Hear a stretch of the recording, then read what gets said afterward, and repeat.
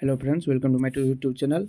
आज मैं आप लोगों को विद्यालय अध्यापक परीक्षा बीपीएससी टीआरई 4.0 एंड 5.0 सामान्य अध्ययन अध्यावार सॉल्व पेपर्स का दूसरा पार्ट्स अपलोड कर रहा हूं, जिसमें आधुनिक भारत से शुरू करेंगे हम लोग। मुगल साम्राज्य का पतन और स्वायत्त राज्यों का उदय।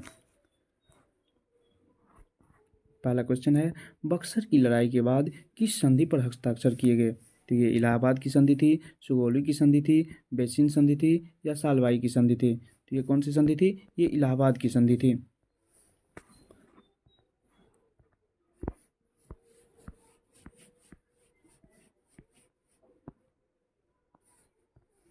बक्सर की लड़ाई के बाद रॉबर्ट क्लाइव ने मुगल सम्राट शाह आलम द्वितीय तथा अवध के नवाब शुजाउद्दौला के साथ इलाहाबाद की संधि की 1965 ईस्वी में, जिसके अंतर्गत मुगल सम्राट ने बंगाल को अंग्रेज को दे दिया।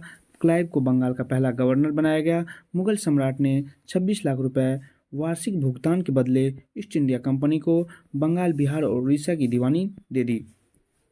नेक्स्ट है, डच ईस्ट इंडिया कंपनी ने किस वर्ष पटना में अपना कारखाना स्थापित किया? तो ये 1632 ईस्वी में किया। डच ईस्ट इंडिया कंपनी ने वर्ष 1632 में पटना में अपना कारखाना स्थापित किया, जो अब पटना कलेक्ट्रेट के रूप में जाना जाता है। पुर्तगाली बिहार में प्रवेश करने वाले पहले यूरोपीय थे। पुर्तगाली मुख्य रूप से मसालों और कपड़ों का व्यापार करते थे।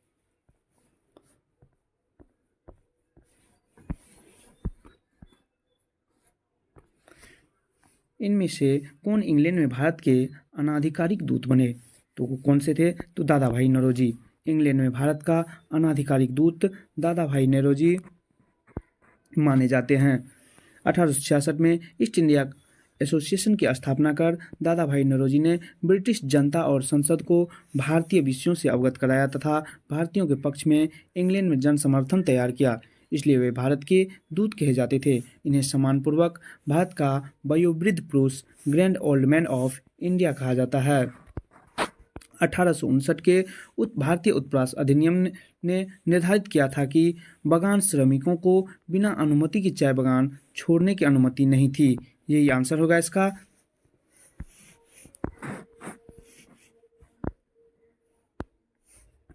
ब्रिटिश औपनिवेशिक सरकार ने 19वीं शताब्दी के दौरान भारत में श्रमिकों के आंदोलन को नियंत्रित करने के लिए वर्ष 1859 का अंतर्देशीय अधिनियम पारित किया। इसके तहत चाय बागानों के श्रमिकों को अपने अधिकारियों की अनुमति के बिना बागान छोड़ने पर रोक लगा दी गई, जबकि श्रमिकों को जंगल छोड़ने एवं शादी करने के संदर्भ में कोई भी प्रावधान इस अधिनियम में नहीं था। नेक्स्ट है, निम्नलिखित में से किसको grand old man of India के नाम से जाना जाता है? इसका भी डिस्कशन किए हैं। दादा भाई नौरोजी को grand old man of India कहा जाता है। 1887 में इन्होंने इंग्लैंड में भारतीय सुधार समिति की स्थापना की। ये ब्रिटिश हाउस ऑफ कॉमन्स का चुनाव लड़ने वाले पहले भारतीय थे। इन्होंने लिबरल पार्टी के उम्मीदवार के रूप में भी फिल्सबरी से 1892 में चुनाव जीता। दादा भाई नौरोजी ने धन के निष्कासन का सिद्धांत का वर्णन अपनी पुस्तक poverty and un-British rule in India में किया है। नेक्स्ट है, निम्नलिखित में से ब्रिटिश शासन के दौरान भारतवर्ष के अंतर्गत निर्वनीकरण का मुख्य कारण क्या था? रेलवे के मार्गों पर तख्तों या स्लीपरों की मांग को पूरा करना तथा शाही नौसेना के लिए इमारती लकड़ी का आपूर्ति करना, नियोजित वनों की मांग को पूरा करना तथा चाय एवं कॉफी का वृक्षारोपण करना, विस्तारित खेती की मांग को पूरा करने के लिए भूमि को उन्नत करना। तो इसमें क्या हो जाएगा? उपयुक्त में से एक से अधिक हो जाएगा।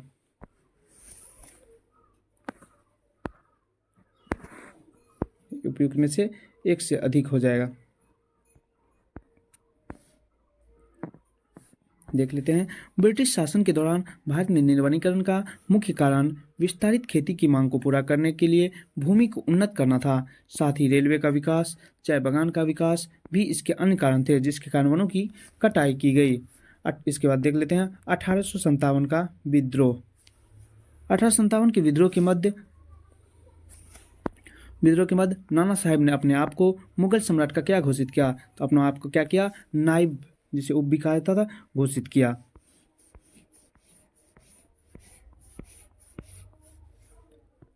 4 जुलाई 1857 को जब कानपुर से अंग्रेजों को प्रस्थान किया तो नाना साहब ने पूर्ण स्वतंत्रता की घोषणा की तथा पेशवा की उपाधि धारण की। इस दौरान उन्होंने मुगल सम्राट बहादुर शाह जफर को भारत का बादशाह स्वीकार करते हुए स्वयं को उनका नायब घोषित किया। नेक्स्ट है, किस निम्नलिखित में से किस तिथि को रानी विक्टोरिया की उद्घोषणा जारी हुई थी? तो ये कब हुई थी? 1 नवंबर 1858 को। कब हुई थी? 1 नवंबर 1858 को। 1 नवंबर 1858 में इलाहाबाद में आयोजित दरबार में लॉर्ड कैनिंग ने महारानी विक्टोरिया की उद्घोषणा को पढ़ा था। उद्घोषणा में भारत में कंपनी का शासन समाप्त कर भारत का शासन सीधे क्राउन के अधीन कर दिया गया। भारत सचिव के पद का प्रावधान किया गया तथा उनकी सहायता के लिए 15 सदस्य इंडिया काउंसिल की स्थापना की गई, जिसमें 8 सदस्य ब्रिटिश सरकार द्वारा एवं 7 सदस्य कोर्ट ऑफ डायरेक्टर के द्वारा नियुक्त किया गया था। नेक्स्ट है, निम्नलिखित में से किसने रानी लक्ष्मीबाई को ग्वालियर पर अधिकार करने में सहायता की थी? तो किसने की थी? अफगान ने सहायता की थी। रानी लक्ष्मीबाई को ग्वालियर पर अधिकार करने में अफगानों ने सहायता की थी। 1857 की क्रांति में महारानी लक्ष्मीबाई ने फिरंगियों से लोहा लेने के लिए बांदा नवाब अली बहादुर द्वितीय को, जिन्हें वे अपना भाई मानती थी, को पत्र के साथ राखी भेजकर उसकी लाज रखने को कहा था। बांदा नवाब 10,000 सैनिकों के साथ झांसी लड़ने पहुंच गए थे। 1857 के विद्रोह के किसके द्वारा पहली बार प्रथम भारतीय स्वतंत्रता संग्राम के रूप में वर्णन किया गया था? तो किसके द्वारा किया गया था? बी.डी. सावरकर के द्वारा। किसके द्वारा किया गया था? बी.डी. सावरकर के द्वारा किया गया था। 1857 के विद्रोह को बी.डी. सावरकर के द्वारा पहली बार प्रथम भारतीय स्वतंत्रता संग्राम के रूप में वर्णित किया गया था। उन्होंने अपनी पुस्तक the Indian war of independence 1857 में लिखा है कि 1857 का भारतीय विद्रोह ब्रिटिश औपनिवेशिक नियंत्रण के लिए व्यापक प्रतिरोध की पहली अभिव्यक्ति थी। 1857 के विद्रोह की विफलता के निम्नलिखित में से कौन से कारण थे? तो इसका कौन सा कारण हो जाएगा? अंग्रेजों की सैन्य श्रेष्ठता, ये भी था। विद्रोहियों के पास कोई एकीकृत कार्यक्रम एवं विचारधारा नहीं थी, ये भी सही था। समाज के सभी वर्गों से समर्थन का अभाव था, ये भी होगा। तो आंसर इसका उपयुक्त सभी हो जाएगा। 1857 की विद्रोह की विफलता के मुख्य कारण थे अंग्रेजों की सैन्य श्रेष्ठता, विद्रोहियों के पास कोई एकीकृत कार्यक्रम एवं विचारधारा नहीं था, समाज के सभी वर्गों के से समर्थन का अभाव, साधनों का अभाव था, क्रांति का देशव्यापी प्रसार न होना, आपसी फूट, ये सभी कारण था असफल होने का। किसका? 1857 की क्रांति का। नेक्स्ट है, किस अंग्रेज सैन्य अधिकारी ने झांसी की रानी को यह कहते हुए श्रद्धांजलि दी थी कि यहाँ वह औरत सोई हुई है जो विद्रोहियों में एकमात्र मर्द थी? तो ये किसने कहा था? ह्यूरोज ने कहा था। अंग्रेज सैन्य अधिकारी ह्यूरोज ने झांसी की रानी लक्ष्मीबाई को यह कहते हुए श्रद्धांजलि दी थी कि यहाँ वह औरत सोई हुई है जो विद्रोहियों में एकमात्र मर्द थी। ज्ञात हो कि 17 जून 1858 को ग्वालियर के पास कोटा की सराय में अंग्रेजों से लड़ते हुए रानी लक्ष्मीबाई की मृत्यु हुई थी। अब अनजान आंदोलन भी देख लेते हैं 1757 से 1857 तक।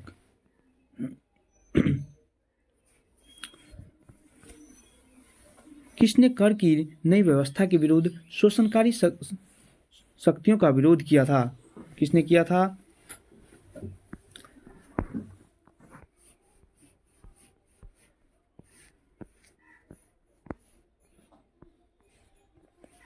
1856 में खानदेश की जनजातियों ने, 1855-56 में बिहार की संथालियों ने, 1850 में छोटा नागपुर की जनजातियों ने, उपयुक्त में से एक से अधिक, उपयुक्त में से कोई नहीं। तो इसमें किसने किया था? 1855-56 में बिहार की संथालियों ने किया था।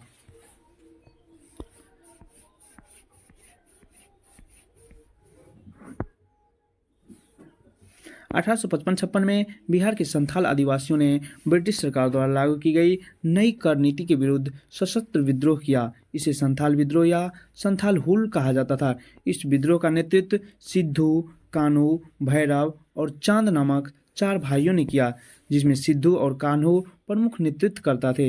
यह विद्रोह लगभग 1 वर्ष तक चला था। नेक्स्ट है, किसके नेतृत्व में संथाल विद्रोह 1855-56 में हुआ था? किसके नेतृत्व में हुआ था? तो ये अभी इससे पहले हम देखे हैं सिद्धू कान्हू चांद और भैरव के द्वारा किया गया था। सिद्धू कान्हू चांद और सिद्धू कान्हू चांद और भैरव के द्वारा किया गया था। तो ये ऑप्शन में नहीं है, तो इसलिए क्या हो जाएगा, उपयुक्त में से कोई नहीं। जिसका डिस्कशन हम पहले ही देख चुके हैं, जिसमें कि सबसे प्रसिद्ध सिद्धू और कान्हू थे, इसके नेतृत्वकर्ता थे मुख्य रूप से कहा जाए तो। नेक्स्ट है, बंकिम चंद्र चटर्जी का उपन्यास आनंदमठ में किस विद्रोह का उल्लेख है? तो किस विद्रोह का? सन्यासी विद्रोह का उल्लेख है। बंकिम चंद्र चटर्जी के उपन्यास आनंदमठ में सन्यासी विद्रोह का उल्लेख है। यह बांग्ला भाषा का एक उपन्यास है। इसका प्रकाशन जो है 1882 में हुआ था।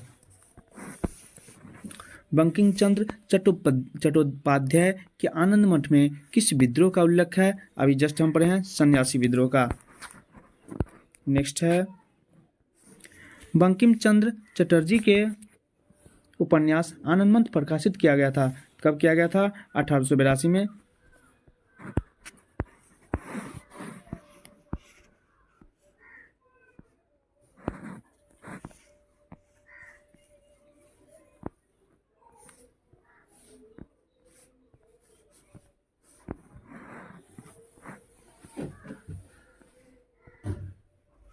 निम्नलिखित में से कौन सी घटना सबसे पहले हुई? संथाल विद्रोह हुआ, बिरसा मुंडा का विद्रोह हुआ, तना भगत आंदोलन हुआ, उपयुक्त में से एक से अधिक, उपयुक्त में से कोई नहीं। तो कौन सा हुआ? उपयुक्त विकल्पों में से सबसे पहले घटने वाली घटना संथाल विद्रोह था, जो 30 जून 1855 था। संथाल विद्रोह के नेता सिद्धू और कान्हू थे। बिरसा मुंडा का विद्रोह 1895 से 1900 में हुआ। यह विद्रोह झारखंड के छोटा नागपुर के क्षेत्र में हुआ था। इसे मुंडा उलगुलान विद्रोह भी कहा जाता है। तना भगत आंदोलन 1914 से 20 में झारखंड के छोटा नागपुर में हुआ था। इसके नेता जतरा उरांव थे। नेक्स्ट है, तना भगत आंदोलन संबंधित था। तना भगत आंदोलन किससे संबंधित था? तो ये आदिवासियों के आंदोलन से संबंधित है। दलित आंदोलन से, किसान आंदोलन से, ये आदिवासी आंदोलन से संबंधित था। तना भगत आंदोलन आदिवासी आंदोलन से संबंधित है। यह आंदोलन अप्रैल 1914 से 1919 तक चला था। यह बिहार, वर्तमान झारखंड राज्य के छोटा नागपुर पठार में जतरा भगत और तुसिया भगत द्वारा किया गया था। इसे उरांव ताना भगत आंदोलन के नाम से जाना जाता है। निम्नलिखित में कौन सा विद्रोह आंदोलन लंबी दाढ़ी रखने पर कर लगाए जाने के कारण हुआ था? तो कब कौन हुआ था? वहाबी आंदोलन में। वहाबी आंदोलन में हुआ था। वहाबी आंदोलन में लंबी दाढ़ी रखने पर कर लगाए जाने के कारण हुआ था। यह आंदोलन वर्ष 1831 में हुआ। इससे संबंधित नेता सैयद अहमद थे। भारत में शिक्षा का विकास। नेक्स्ट क्या देखते हैं? भारत में शिक्षा का विकास।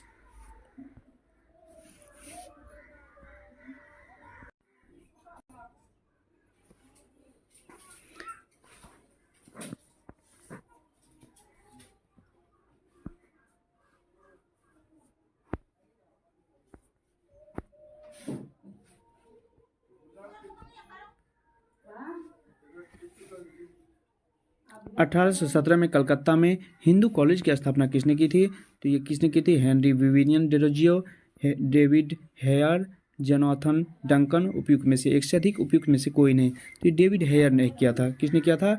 डेविड हेयर ने किया था।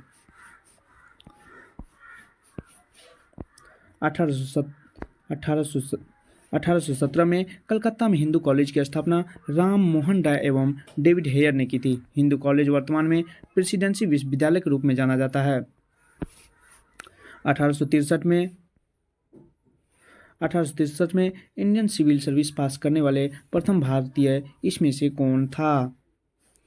कौन था इसमें से प्रथम भारतीय? सत्येंद्र नाथ ठाकुर था। कौन था? सत्येंद्र नाथ ठाकुर। 1863 में इंडियन सिविल सर्विस पास करने वाले प्रथम भारतीय सत्येंद्र नाथ ठाकुर थे। सत्येंद्र नाथ ने 1865 में अहमदाबाद के सहायक मजिस्ट्रेट और कलेक्टर के पद पर काम शुरू किया। वे सिविल सर्विसेज में लगभग 30 सालों तक रहे। कब तक रहे? 30 सालों तक।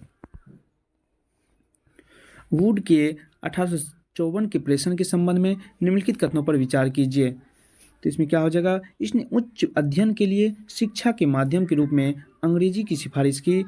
दूसरा है, इसमें महिला शिक्षा और व्यावसायिक प्रशिक्षण पर जोर दिया। तो ये दोनों सही हो जाएगा। और इसमें कौन सा सही है, तो ये दोनों सही हो जाएगा। वुड के 1854 के प्रश्न के संबंध में सिफारिशें निम्न थी। इसमें उच्च अध्ययन के लिए शिक्षा के माध्यम के रूप में अंग्रेजों की सिफारिश की तथा विद्यालय स्तर पर शिक्षा का माध्यम देसी भाषाओं को बनाए जाने का सुझाव दिया। प्रत्येक प्रांत में एक लोक शिक्षा विभाग की स्थापना हो। इसने महिला शिक्षा और व्यावसायिक शिक्षा की आवश्यकता पर बल दिया तथा तकनीकी विद्यालयों एवं अध्यापक प्रशिक्षण संस्थाओं की स्थापना की सिफारिश की थी। नेक्स्ट है, भारतीय समाचार पत्रों का इतिहास एवं पुस्तकें। इनमें से कौन वंदे मातरम समाचार पत्र के संपादक थे? तो कौन थे भाई? अरविंद घोष। वंदे मातरम समाचार पत्र का संपादन श्री अरविंद घोष ने किया था। 6 अगस्त 1906 को इस समाचार पत्र का प्रकाशन प्रारंभ हुआ था। यह अंग्रेजी भाषा में एक साप्ताहिक समाचार पत्र था। इस समाचार पत्र की स्थापना 1905 ईस्वी में विपिन चंद्र पाल ने की थी। इसे द न्यूज़पेपर एक्ट 1908 के तहत बंद कर दिया गया था। भारत के स्वतंत्र आंदोलन के दौरान गहन राष्ट्रवादी विचारों को किस समाचार पत्रों के द्वारा प्रचारित किया जाता था? तो किसके द्वारा किया? अमृत बाजार पत्रिका के द्वारा। किसके द्वारा? अमृत बाजार पत्रिका के द्वारा। भारत के स्वतंत्रता आंदोलन के दौरान गहन राष्ट्रवादी विचारों का प्रसार अमृत बाजार पत्रिका के माध्यम से किया जाता था। इसकी स्थापना शिशिर कुमार घोष तथा मोतीलाल घोष के द्वारा की गई थी। यह एक बांग्ला साप्ताहिक पत्रिका थी। 1878 ईस्वी के वर्नाक्यूलर प्रेस एक्ट का मुख्य लक्ष्य अमृत बाजार पत्रिका ही थी। नेक्स्ट है, the wheels of history. The wheel of history इतिहास के पहिए नामक पुस्तक किसके द्वारा रचित था? तो किसके द्वारा? राम मनोहर लोहिया के द्वारा रचित था। द व्हील्स ऑफ हिस्ट्री इतिहास के पहिए नामक पुस्तक किसके द्वारा रचित था? तो राम मनोहर लोहिया के द्वारा। एक दो किताब के नाम यहाँ देख लेते हैं। The wheels of history Ram Manohar Lohia, Gita Rahasya Lokman बाल गंगाधर तिलक, प्रिजन डायरी 1975 ये जयप्रकाश नारायण द्वारा लिखित है। अबुल कलाम आज़ाद द्वारा किस पत्रिका को संपादित किया गया था? तो अबुल कलाम आज़ाद द्वारा अल हिलाल किस पत्रिका को? अल हिलाल पत्रिका को संपादित किया गया। अल हिलाल को अबुल कलाम के द्वारा किया गया था। कॉमरेड मोहम्मद अली जौहर के द्वारा किया गया था। जमींदार मौलाना जफर अली खां के द्वारा किया गया था। बंगाल गजट गंगाधार भट्टाचार्य के द्वारा संपादित किया गया था। अब है नेक्स्ट क्वेश्चन, राष्ट्रवादियों के दैनिक समाचार पत्र द इंडियन नेशन का प्रकाशन कब प्रारंभ हुआ? कब प्रारंभ हुआ? इसका ऑप्शन देख लेते हैं।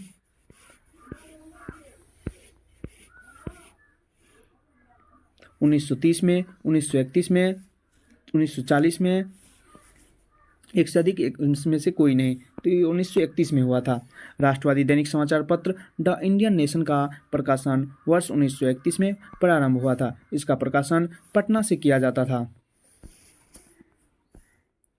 बंगाल व बिहार के नील कृषकों की दशा का वर्णन करते हुए नील दर्पण नाटक किसके द्वारा लिखा गया?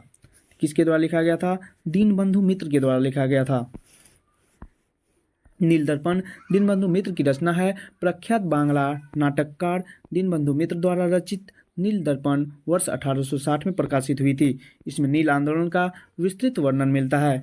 इंडिया डिवाइडेड पुस्तक किसने लिखी? तो इंडिया डिवाइडेड पुस्तक राजेंद्र प्रसाद द्वारा लिखी गई पुस्तक है। इंडिया डिवाइडेड पुस्तक भारत के प्रथम राष्ट्रपति डॉक्टर राजेंद्र प्रसाद द्वारा लिखी गई है, जबकि द डिस्कवरी ऑफ इंडिया पुस्तक पंडित जवाहरलाल नेहरू ने लिखी है। यंग इंडिया पत्रिका का संपादन किसने किया था? यंग इंडिया का किसने किया था? महात्मा गांधी ने किया था यंग इंडिया पत्रिका का संपादन। यंग इंडिया पत्रिका का संपादन महात्मा गांधी ने किया था। साप्ताहिक पत्रिका यंग इंडिया का प्रयोग महात्मा गांधी द्वारा अपनी विचारधारा सत्याग्रह और अहिंसा के प्रचार के लिए किया गया था। नेक्स्ट है, हिंदी पत्रिका साप्ताहिक पत्रिका के प्रकाशन से कौन संबंधित थे? तो कौन संबंधित थे? यमुना काजी, राहुल संस्कृत्यायन, सहजानंद सरस्वती। उपयुक्त में से एक से अधिक, तो ये हो जाएगा उपयुक्त में से एक से अधिक। वर्ष 1940 में हुंकार नामक साप्ताहिक पत्रिका के प्रकाशन से यमुना कारजी, राहुल संस्कृत्यायन, स्वामी सहजानंद सरस्वती संबंधित थे। राहुल संस्कृत्यायन इसके संपादक थे। स्वामी सहजानंद सरस्वती इस पत्रिका के प्रमुख व प्रकाशक थे। नेक्स्ट है पाकिस्तान और द पार्टीशन ऑफ इंडिया किसने लिखा था? तो ये किसने लिया था? डॉक्टर भीमराव रामजी अंबेडकर ने लिखा था। पाकिस्तान और द पार्टीशन ऑफ इंडिया पुस्तक के लेखक डॉक्टर भीमराव अंबेडकर है। बी आर अम्बेडकर द्वारा लिखित पुस्तक 1947 में भारत के विभाजन से पहले की घटनाओं का एक व्यवहारिक विश्लेषण प्रस्तुत करती है। वर्नाक्यूलर प्रेस एक्ट के बारे में निम्नलिखित में से कौन सा कथन सही है? इसे लॉर्ड लिटन द्वारा अधिनियमित किया गया था। इसे गैंगिंग अधिनियम के रूप में जाने लगा। इस अधिनियम को लॉर्ड रिपन ने निरस्त कर दिया था। तो ये सब क्या होगा? इसमें सही उत्तर का चिन्ह 1, 2, 3 तीनों सही है। वर्नाक्यूलर प्रेस एक्ट 1878 में लॉर्ड लिटन द्वारा अधिनियमित किया गया। इसे गैंगिंग अधिनियम के रूप में जाना जाता है क्योंकि यह अंग्रेजी और अन्य भाषाओं के अखबारों के बीच भेदभाव करता था। इस अधिनियम को लॉर्ड रिपन ने 1882 में रद्द कर दिया। इस कानून का लक्ष्य स्थानीय प्रेस को नियंत्रित और विनियमित तथा गैर अंग्रेजी समाचार पत्रों का नियंत्रित करना था। नेक्स्ट है biography of Kunwar Singh and Amar Singh के लेखक कौन है? कौन है भाई? कालिंकर दत्त ने। Kalinkar Dutt. Biography of Kunwar Singh and Amar Singh के लेखक कालीकिंकर दत्त है। इसका प्रकाशन 1957 में K P. Jayaswal research institute Patna द्वारा किया गया था। कुंवर सिंह जगदीशपुर के परमार राजपूतों के परिवार से थे, जो वर्तमान में बिहार के भोजपुर जिले का एक हिस्सा है। वीर कुंवर सिंह तथा उनके भाई अमर सिंह ने 1857 के विद्रोह का नेतृत्व किया था।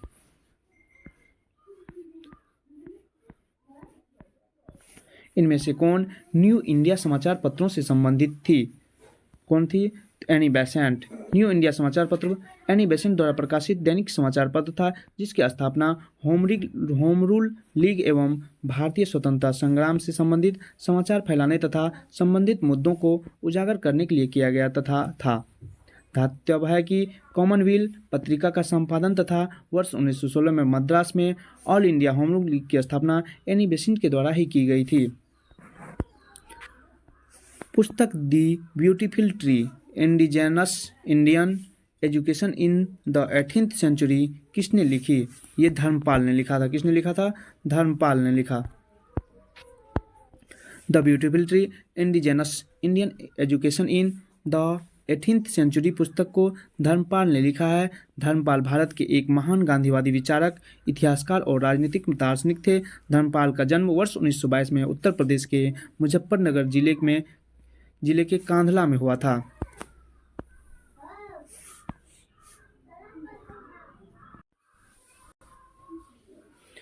मॉन्टेस्क्यू ने सरकार के अंतर्गत विधायिका, कार्यपालिका और न्यायपालिका के मध्य शक्तियों का विभाजन निम्नलिखित में से अपनी किस पुस्तक में प्रस्तावित किया था? किसमें किया था? The spirit of the laws. The spirit of the laws में किया था। The spirit of the laws France के दार्शनिक मॉन्टेस्क्यू द्वारा लिखित पुस्तक the spirit of the laws राजनीतिक सिद्धांत पर आधारित एक पुस्तक है। यह पुस्तक सरकार के सिद्धांत और संरचना पर एक विस्तृत ग्रंथ है। इस पुस्तक में मॉन्टेस्क्यू ने सरकार के अंतर्गत विधायिका, कार्यपालिका और न्यायपालिका के मध्य शक्तियों का विभाजन प्रस्तावित किया। उपयुक्त अन्य पुस्तक भी मॉन्टेस्क्यू द्वारा लिखित है। Mahatma Gandhi and Bihar some reminiscence पुस्तक के लेखक कौन थे? तो कौन थे? ये डॉक्टर राजेंद्र प्रसाद थे। महात्मा Gandhi and Bihar some reminiscences पुस्तक भारत के प्रथम राष्ट्रपति डॉक्टर राजेंद्र प्रसाद द्वारा लिखी गई है। उनके द्वारा लिखी गई कुछ अन्य पुस्तक जैसे बापू के कदमों में बाबू, इंडिया डिवाइडेड, सत्याग्रह एट चंपारण आदि है। नेक्स्ट है निम्नलिखित युग्मों में कौन सा सही सुमेलित नहीं है। क्या है? एडवोकेट ऑफ इंडिया दादा भाई Naoroji, young India Mahatma Gandhi, Indian Spectator Surendranath Banerjee. उपयुक्त में से एक से अधिक, उपयुक्त में से कोई नहीं। इंडिया एडवोकेट ऑफ इंडिया के लेखक दुर्गादास बसु है। इंडियन स्पेक्टर का संपादन भी BS मालवारी ने 20 वर्षों तक किया था। यंग इंडिया का संपादन गांधी जी ने किया था। तो ये क्या होगा? ये उपयुक्त में से एक से अधिक, सभी सही है। नेक्स्ट क्या है? निम्नलिखित कथनों में कौन सा सही है? A bunch of old letters का लेखन डॉक्टर राजेंद्र प्रसाद ने किया था। व्यक्तिगत सत्याग्रह में ब्रह्मदत्त दूसरे सत्याग्रही थे। सुभाष चंद्र बोस ने द इंडियन स्ट्रगल का लेखन किया था। उपयुक्त में से एक से अधिक, उपयुक्त में से कोई नहीं। तो the Indian struggle Subhash Chandra Bose ने, ये इसका क्या हो जाएगा? सुभाष चंद्र बोस ने द इंडियन स्ट्रगल का लेखन किया था, ये सही है। द इंडियन स्ट्रगल के लेखक नेताजी सुभाष चंद्र बोस है। इसमें सन 1920 से 42 तक के इतिहास का उल्लेख किया गया है। बंच ऑफ ओल्ड लेटर्स की रचना जवाहरलाल नेहरू ने किया था। बंच ऑफ ओल्ड लेटर्स की रचना जवाहरलाल नेहरू ने किया था। व्यक्तिगत सत्याग्रह में दूसरे सत्याग्रही जवाहरलाल नेहरू थे, जबकि प्रथम सत्याग्रही विनोबा भावे थे। प्रभाव मुख्यतः सीमित था। ब्रह्म समाज का प्रभाव क्या था? मुख्यतः सीमित था। तो मुख्यतः सीमित था, कहाँ सीमित था? ग्रामीण बंगाल में, दोनों ग्रामीण और शहरी शिक्षित वर्ग में। शहरी शिक्षित वर्ग में उपयुक्त में से एक से अधिक, उपयुक्त में से कोई नहीं। तो इसका क्या हो जाएगा? शहरी शिक्षित वर्ग में। राजा राम मोहन राय ने वर्ष 1828 में ब्रह्म समाज की स्थापना की, जो सामाजिक सुधार का एक महत्वपूर्ण संगठन था। इसका प्रभाव मुख्यतः शहरी शिक्षित वर्ग तक ही सीमित था। नेक्स्ट क्वेश्चन है,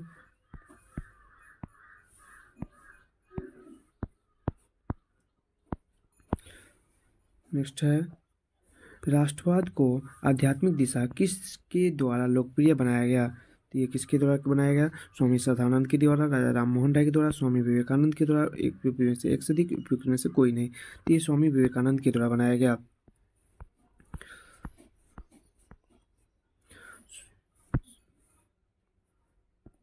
स्वामी विवेकानंद द्वारा राष्ट्रवाद को आध्यात्मिक दिशा में लोकप्रिय बनाया गया। यही कारण है कि सुभाष चंद्र बोस ने स्वामी विवेकानंद को भारतीय राष्ट्रवाद के आध्यात्मिक पिता के नाम से संबोधित किया। नेक्स्ट है आर्य समाज की स्थापना किसने की थी? आर्य समाज की स्थापना किसने की थी? स्वामी विवेकानंद ने, स्वामी दयानंद सरस्वती, अरविंद घोष। एक से अधिक, एक इसमें से कोई नहीं। तो ये किसने हो जाएगा? स्वामी दयानंद सरस्वती ने।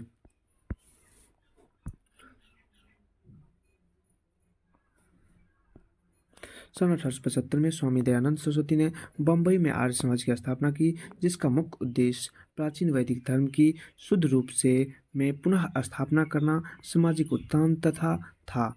सन 1877 में लाहौर में आर्य समाज का मुख्यालय स्थापित किया गया। नेक्स्ट है भारत में सेल्फ रिस्पेक्ट मूवमेंट किसने प्रारंभ किया था? भारत में सेल्फ रिस्पेक्ट मूवमेंट किसने प्रारंभ किया? ज्योतिबा फुले ने, नारायण स्वामी ने, BR अम्बेडकर ने। इसमें से एक, उपयुक्त में से एक से अधिक, और इसमें से उपयुक्त में से कोई नहीं। इसका आंसर क्या हो जाएगा? इनमें से कोई नहीं हो जाएगा, इनमें से कोई नहीं।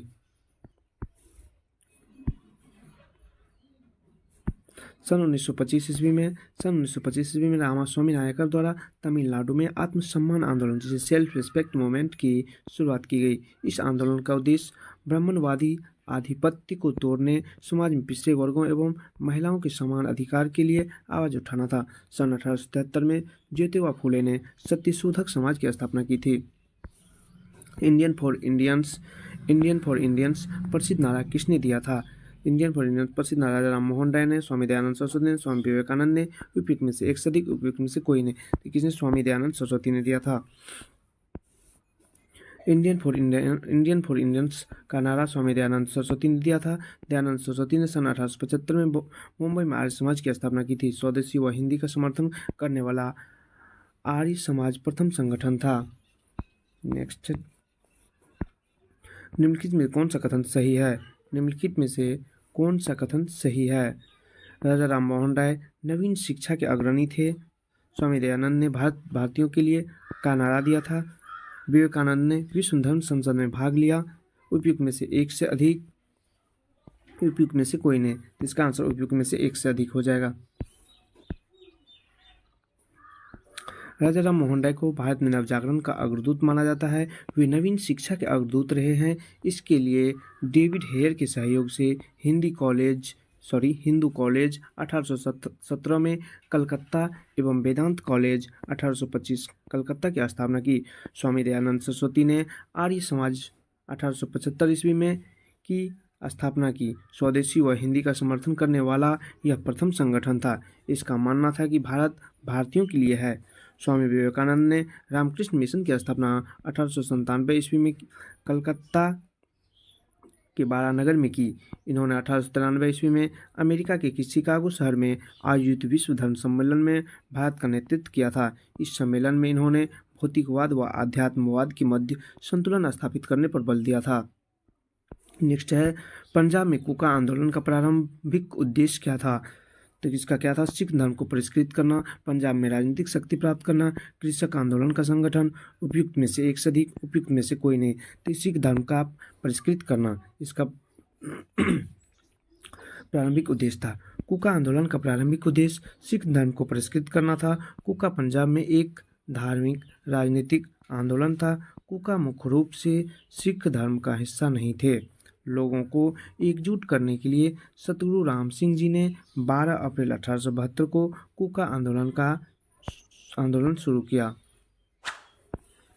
नेक्स्ट है, नवभारत का पैगंबर कौन कहलाता है? नवभारत का पैगंबर कौन कहलाता है? तो राजा राम मोहन राय को कहा जाता है।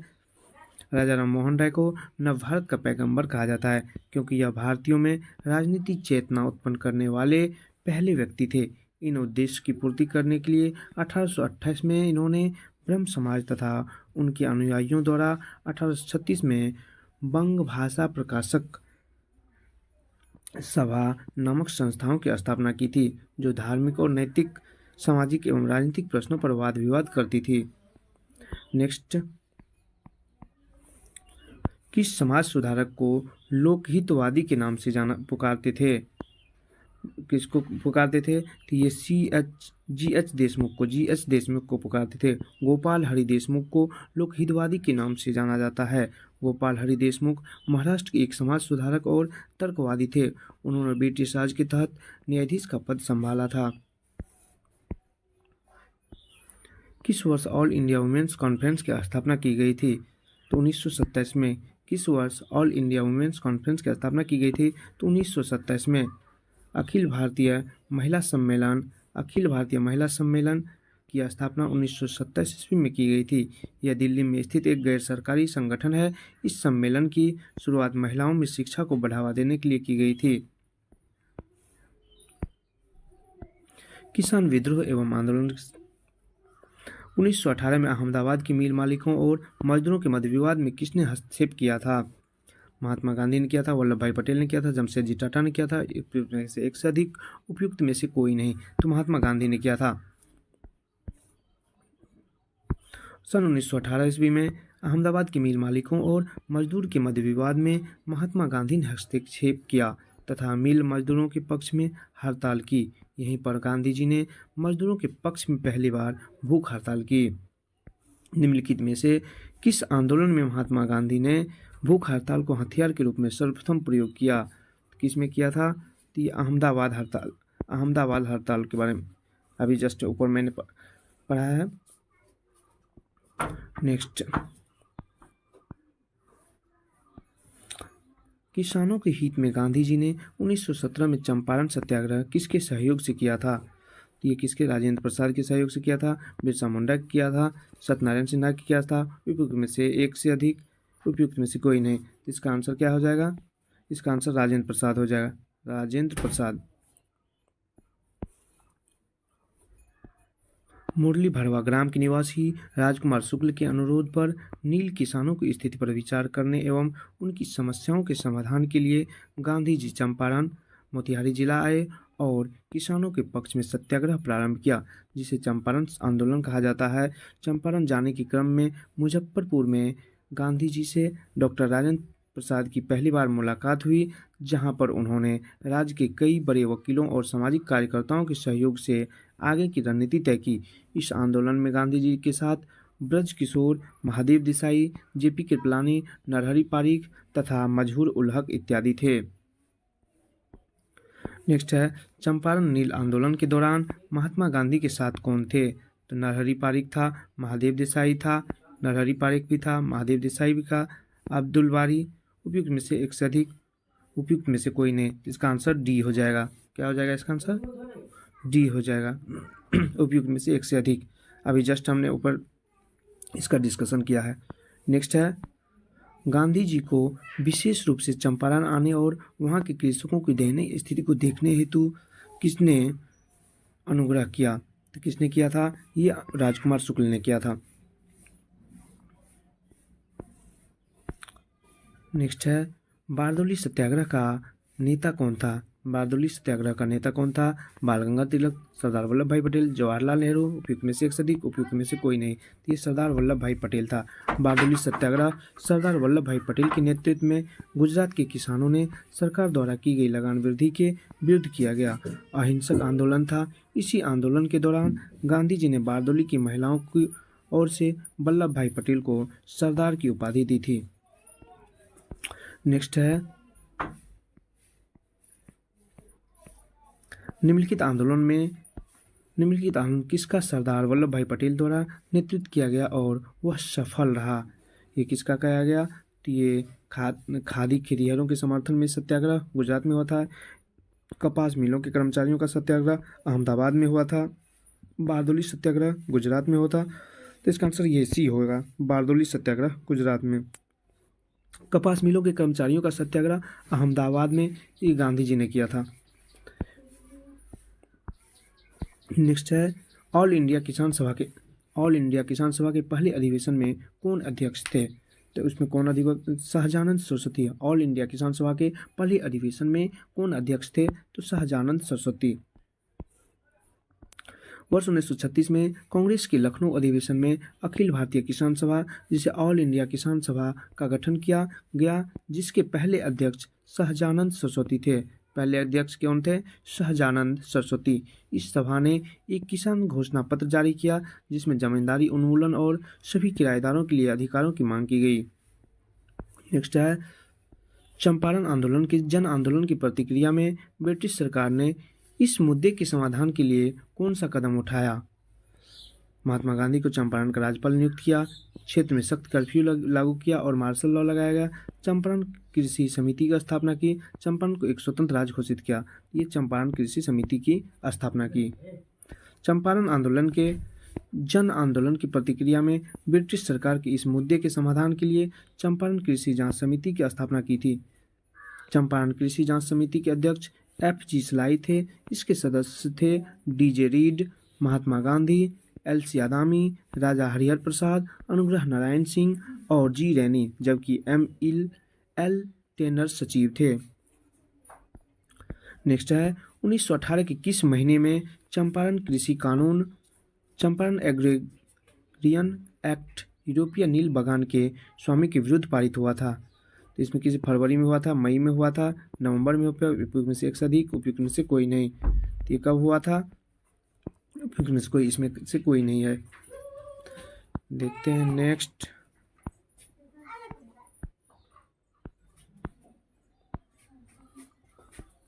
भारतीय किसानों के इतिहास में संगठित असहयोग का प्रथम उदाहरण कहाँ घटित हुआ था? कहाँ घटित हुआ था? बिहार एवं बंगाल, मद्रास प्रेसिडेंसी, पंजाब प्रोविंस। उपयुक्त में से एक से अधिक, उपयुक्त में से कोई नहीं। तो भारतीय किसानों के इतिहास में संगठित असहयोग का प्रथम उदाहरण बिहार एवं बंगाल क्षेत्र में घटित हुआ। नील विद्रोह 1859 से 62 में, पावना आंदोलन 1870 से 80 इसमें प्रमुख थे। तो भारतीय किसानों के इतिहास में संगठित असहयोग प्रथम उदाहरण कहाँ घटित हुआ था? तो बिहार एवं बंगाल में। नेक्स्ट है सूची 1 को सूची 2 से सुमेलित कीजिए। नील के पौधे के लगाने वाले का आंदोलन किससे संबंधित है? खिरिहर सत्याग्रह किससे संबंधित है? कपास मिल मजदूर का सत्याग्रह किससे संबंधित है? असहयोग आंदोलन को बंद करने के लिए आंदोलन किससे संबंधित है? इसकी कूट दिया हुआ है, इसको मिलान करना है। यहाँ देख लेते हैं, मिलाया हुआ है। नील के पौधों लगाने वाले का आंदोलन चंपारण से संबंधित था। खेतिहर सत्याग्रह खेड़ा से संबंधित है। कपास मिल मजदूर का सत्याग्रह अहमदाबाद से संबंधित है। असहयोग आंदोलन बंद करने के लिए आंदोलन चौरी चौरा से संबंधित है। नेक्स्ट 1917 के चंपारण सत्याग्रह के दौरान 1917 के चंपारण सत्याग्रह के दौरान भारत में गांधी जी के जीवन पर पहले ज्ञात प्रयास के पीछे कौन था? तो कौन इसके पीछे कौन था? D grant. गांधी जी को लोकप्रियता के कारण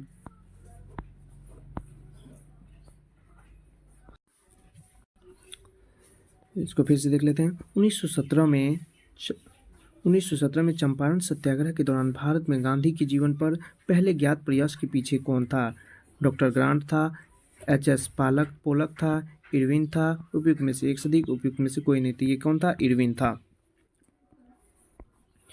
इरविन देख लेते हैं। गांधी जी की लोकप्रियता के कारण चंपारण सत्याग्रह के दौरान उन्हें रोकने के लिए एक ब्रिटिश बागान प्रबंधक इरविन ने कार्यवाही करने का निर्णय लिया। उसने गांधी जी को रात्रि भोज का निमंत्रण दिया, जिसे गांधी जी ने सहर्ष स्वीकार किया। इरविन के इस निमंत्रण के पीछे गांधी जी की हत्या का षड्यंत्र रचा गया था। इसमें रसोइया बतक मियाँ ने गांधी की जान बचाई थी। कांग्रेस की पूर्ववर्ती संस्थाएं।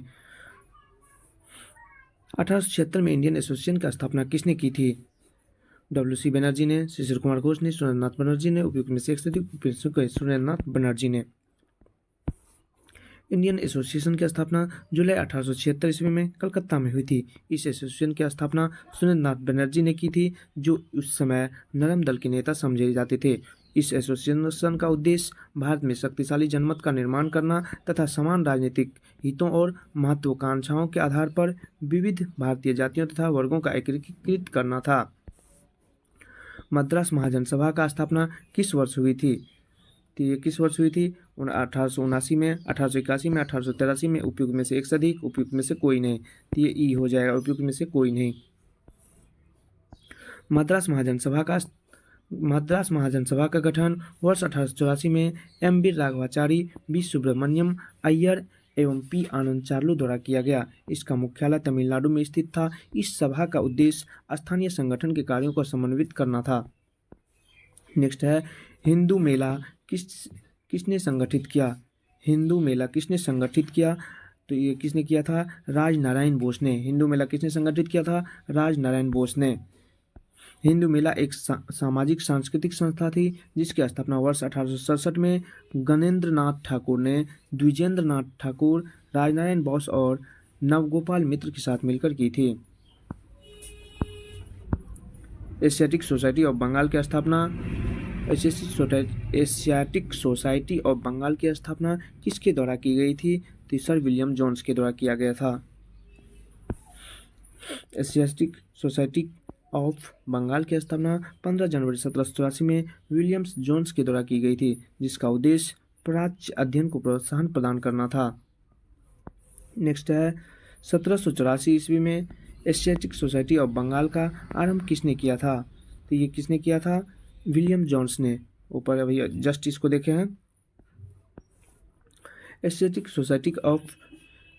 सोसाइटी की स्थापना 15 जनवरी 1784 को विलियम जोन्स ने कलकत्ता स्थित फोर्ट विलियम में की थी। पूरी एशिया महाद्वीप में एशियाटिक सोसाइटी ज्ञान और अनुसंधान का सबसे पुराना केंद्र है।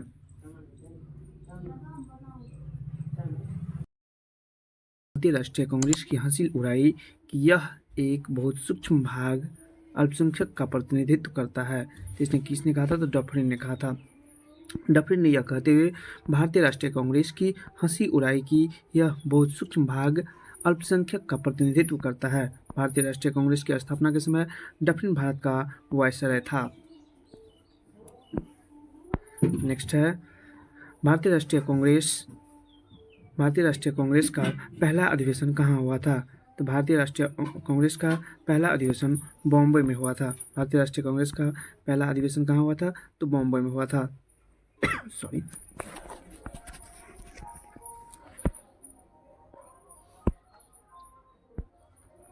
सन 1885 ईस्वी में एओ ह्यूम ने भारतीय राष्ट्रीय कांग्रेस की स्थापना की। इसका पहला अधिवेशन दिसंबर 1885 में वेमेश चंद्र बनर्जी की अध्यक्षता में बम्बई में हुआ तथा 1886-87 में दूसरा व तीसरा अधिवेशन क्रमशः कलकत्ता एवं मद्रास में दादा भाई नौरोजी व बद्रुद्दीन तैयबजी की अध्यक्षता में हुई। नेक्स्ट है 1885 में भारतीय राष्ट्रीय कांग्रेस की स्थापना किसने की थी? तो 1885 में किसने की थी? अभी जस्ट हमने देखे थे एओ ह्यूम के द्वारा 1885 में एओ ह्यूम ने भारतीय राष्ट्रीय कांग्रेस की स्थापना की। इसका पहला अधिवेशन दिसंबर 1885 में, इसकी अध्यक्षता वेमेश चंद्र बनर्जी ने किया था। जिसमें ऑप्शन में नहीं है, कोई नहीं है, तो क्या हो जाएगा? ई उपयुक्त में से कोई नहीं। नेक्स्ट, भारतीय राष्ट्रीय कांग्रेस के पहले अध्यक्ष थे। पहले अध्यक्ष कौन थे? तो वेमेश चंद्र बनर्जी पहले अध्यक्ष थे। पहले अध्यक्ष कौन थे? वेमेश चंद्र बनर्जी, दादा भाई नौरोजी, बद्रुद्दीन तैयबजी। तो पहले अध्यक्ष कौन थे? यहाँ जस्ट अभी हमने देखे हैं एओ ह्यूम ने भारतीय राष्ट्रीय कांग्रेस की स्थापना की थी। इसका पहला अधिवेशन वेमेश चंद्र बनर्जी की अध्यक्षता में बम्बई में हुआ था। अध्यक्षता वेमेश चंद्र बनर्जी की अध्यक्षता बम्बई में हुआ था और इसकी स्थापना किसने की थी? एओ ह्यूम ने की थी।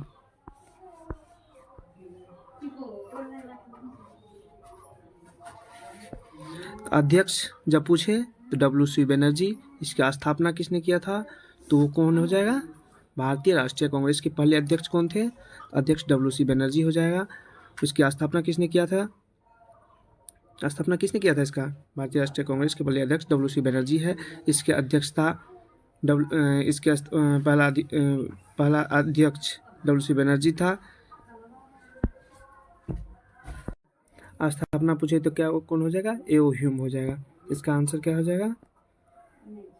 भारतीय राष्ट्रीय कांग्रेस के पहले अध्यक्ष WC बनर्जी थे। नेक्स्ट, भारतीय राष्ट्रीय कांग्रेस की प्रथम महिला अध्यक्ष कौन थी? तो कौन थी पहली महिला अध्यक्ष? एनी बेसेंट थी। भारतीय राष्ट्रीय कांग्रेस की पहली महिला अध्यक्ष कौन थी? एनी बेसेंट थी। भारतीय राष्ट्रीय कांग्रेस की प्रथम महिला अध्यक्ष एनी बेसेंट थी। वर्ष 1917 में कलकत्ता में आयोजित भारतीय राष्ट्रीय कांग्रेस के अधिवेशन में उन्हें अध्यक्ष बनाया गया था। नेक्स्ट क्या है? 1912 में पटना में होने वाले भारतीय राष्ट्रीय कांग्रेस के अधिवेशन के अध्यक्ष कौन थे? ये कौन थे? RN मुधोलकर था। RN मुधोलकर थे। 1912 में पटना में होने वाले भारतीय राष्ट्रीय कांग्रेस के अधिवेशन के अध्यक्ष RN मुधोलकर थे। नेक्स्ट क्या है? देख लेते हैं। लखनऊ समझौता हुआ था। लखनऊ समझौता कब हुआ था? तो ये 1916 में हुआ था। लखनऊ समझौता दिसंबर 1916 में लखनऊ में आयोजित इंडियन नेशनल कांग्रेस और मुस्लिम लीग के संयुक्त सत्र में दोनों दलों के बीच एक समझौता था। नेक्स्ट क्या है? भारतीय राष्ट्रीय कांग्रेस का गया अधिवेशन किस में हुआ था? तो गया अधिवेशन 1922 में हुआ था। गया अधिवेशन कब हुआ था? 1922 में हुआ था। किसकी अध्यक्षता में? तो CR दास की अध्यक्षता में हुआ था। भारतीय राष्ट्रीय कांग्रेस का गया अधिवेशन दिसंबर 1922 में गया आयोजित किया गया था। इसकी अध्यक्षता CR दास ने की थी। इसी अधिवेशन में CR दास ने लेजिस्लेटिव काउंसिल में प्रवेश के समर्थन में एक संकल्प प्रस्तुत किया था। इन्होंने 1923 में मोतीलाल नेहरू के साथ मिलकर स्वराज पार्टी की गठन किया था। नेक्स्ट है, आयोजित भारतीय राष्ट्रीय कांग्रेस के गया अधिवेशन के अध्यक्ष कौन थे? अभी जस्ट बताया है, चित्तरंजन दास। कौन थे? चित्तरंजन दास। नेक्स्ट क्या है? भारतीय राष्ट्रीय कांग्रेस के किस अधिवेशन में चंपारण समस्या चर्चा का विषय बन गया था? किस अधिवेशन में चंपारण समस्या विषय बन गया था? इसका देखते हैं।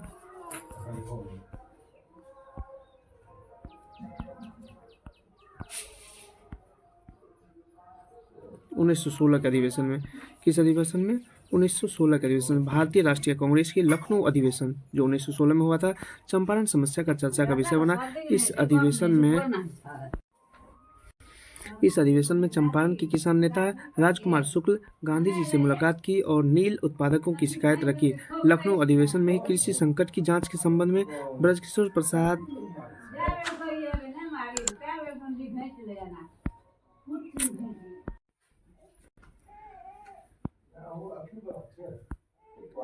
भारतीय राष्ट्रीय कांग्रेस के किस अधिवेशन में चंपारण समस्या चर्चा का विषय बना? तो ये क्या होगा? 1911, 1919, 1940।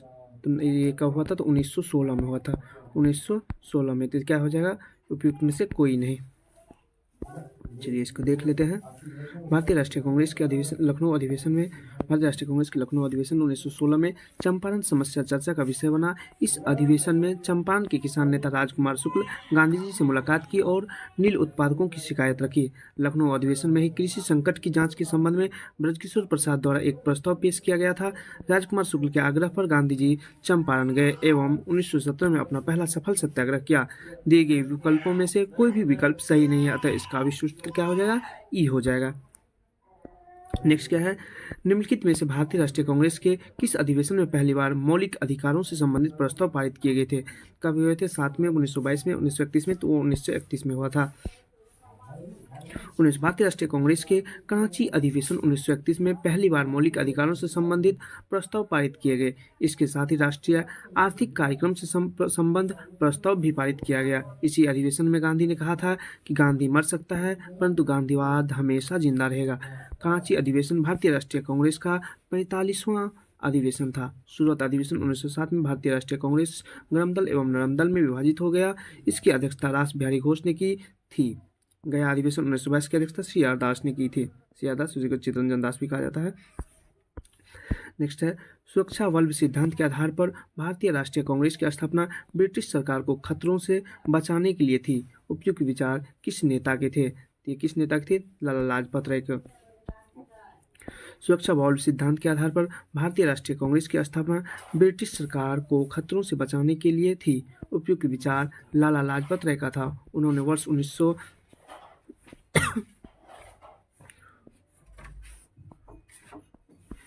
1916 में अपनी पुस्तक यंग इंडिया में सेफ्टी वॉल्व थ्योरी का उपयोग किया और कहा कि यह लॉर्ड डफरिन के दिमाग की उपज है। नेक्स्ट है, भारतीय राष्ट्रीय कांग्रेस के किस अधिवेशन में पूर्ण स्वराज का सिद्धांत गृहीत हुआ था? तो ये कब हुआ था? लाहौर अधिवेशन 1929 में। भारतीय राष्ट्रीय कांग्रेस के लाहौर अधिवेशन 1929 में पूर्ण स्वराज का सिद्धांत पारित हुआ था। 31 दिसंबर 1929 को भारतीय राष्ट्रीय कांग्रेस का वार्षिक अधिवेशन तत्कालीन पंजाब प्रांत की राजधानी लाहौर में हुआ। इस ऐतिहासिक अधिवेशन में कांग्रेस के पूर्ण स्वराज का घोषणा पत्र तैयार किया तथा पूर्ण स्वराज को कांग्रेस का मुख्य लक्ष्य घोषित किया। जवाहरलाल नेहरू द्वारा इस अधिवेशन के अध्यक्ष चुने गए।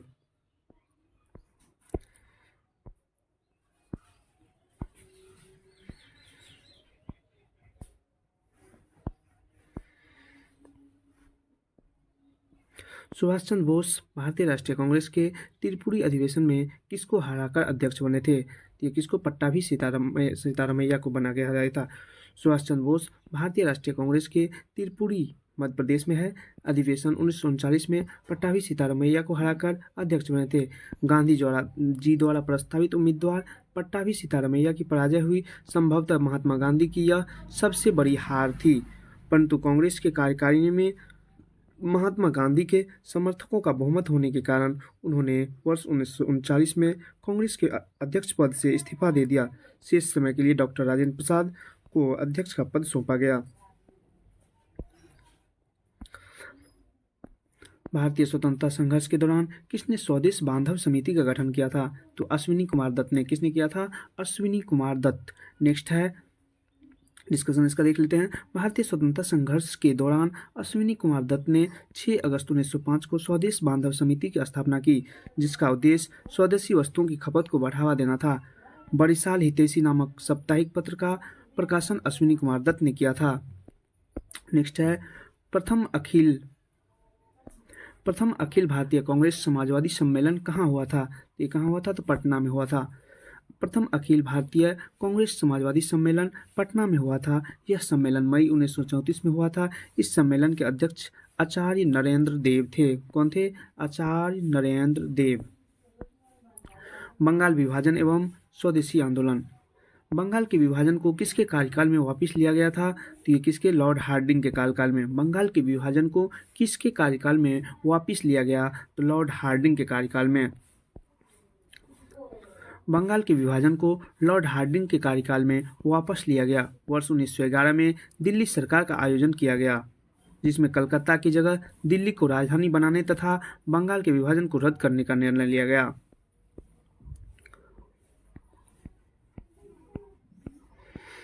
बंगाल विभाजन 16 अक्टूबर 1905 को किस दिवस के रूप में मनाया गया था?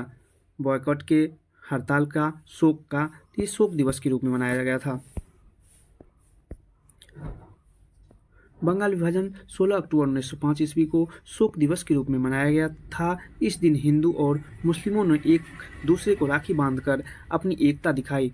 बंगाल का विभाजन बंगाल के पूर्वी भागों को शेष बंगाल से अलग करने का निर्णय था। इसकी घोषणा 19 जुलाई 1905 ईस्वी को भारत के वायसराय लॉर्ड कर्जन ने की थी। यह विभाजन 16 अक्टूबर 1905 को प्रभावी हुआ। बंगाल विभाजन के विरोध में भारतीयों ने स्वदेशी एवं बहिष्कार का प्रथम बार संघर्ष का माध्यम बनाया। बंगाल का विभाजन प्रभावी हुआ। बंगाल विभाजन कब प्रभावी हुआ? ये 16 अक्टूबर 1905 को। अभी हमने जस्ट इसका डिस्कशन देखे हैं ऊपर वाले क्वेश्चन में। नेक्स्ट है, प्रथम बार संघर्ष के तरीकों के रूप में स्वदेशी एवं बहिष्कार भारत में कब अपनाया गया? तो ये कब अपनाया गया था? ये बंगाल विभाजन के टाइम में अपनाया गया था।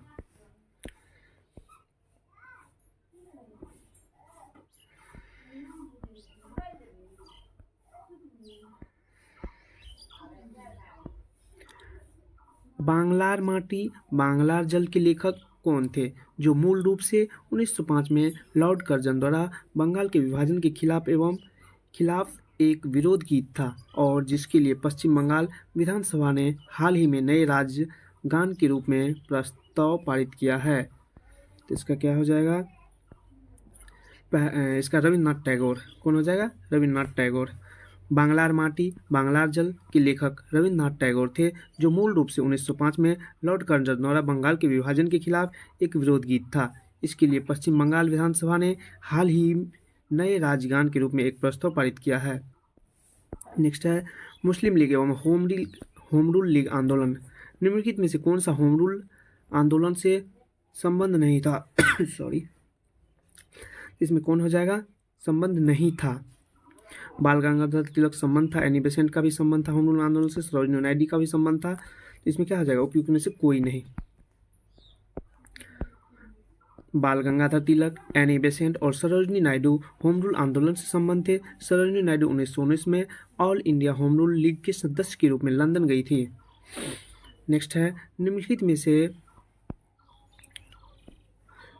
से भारत की स्वतंत्रता के प्रति मुस्लिम लीग के दृष्टिकोण के बारे में कौन सा सही है?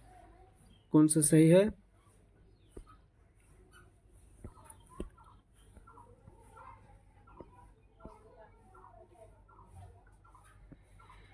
इसमें क्या सब है देखते हैं।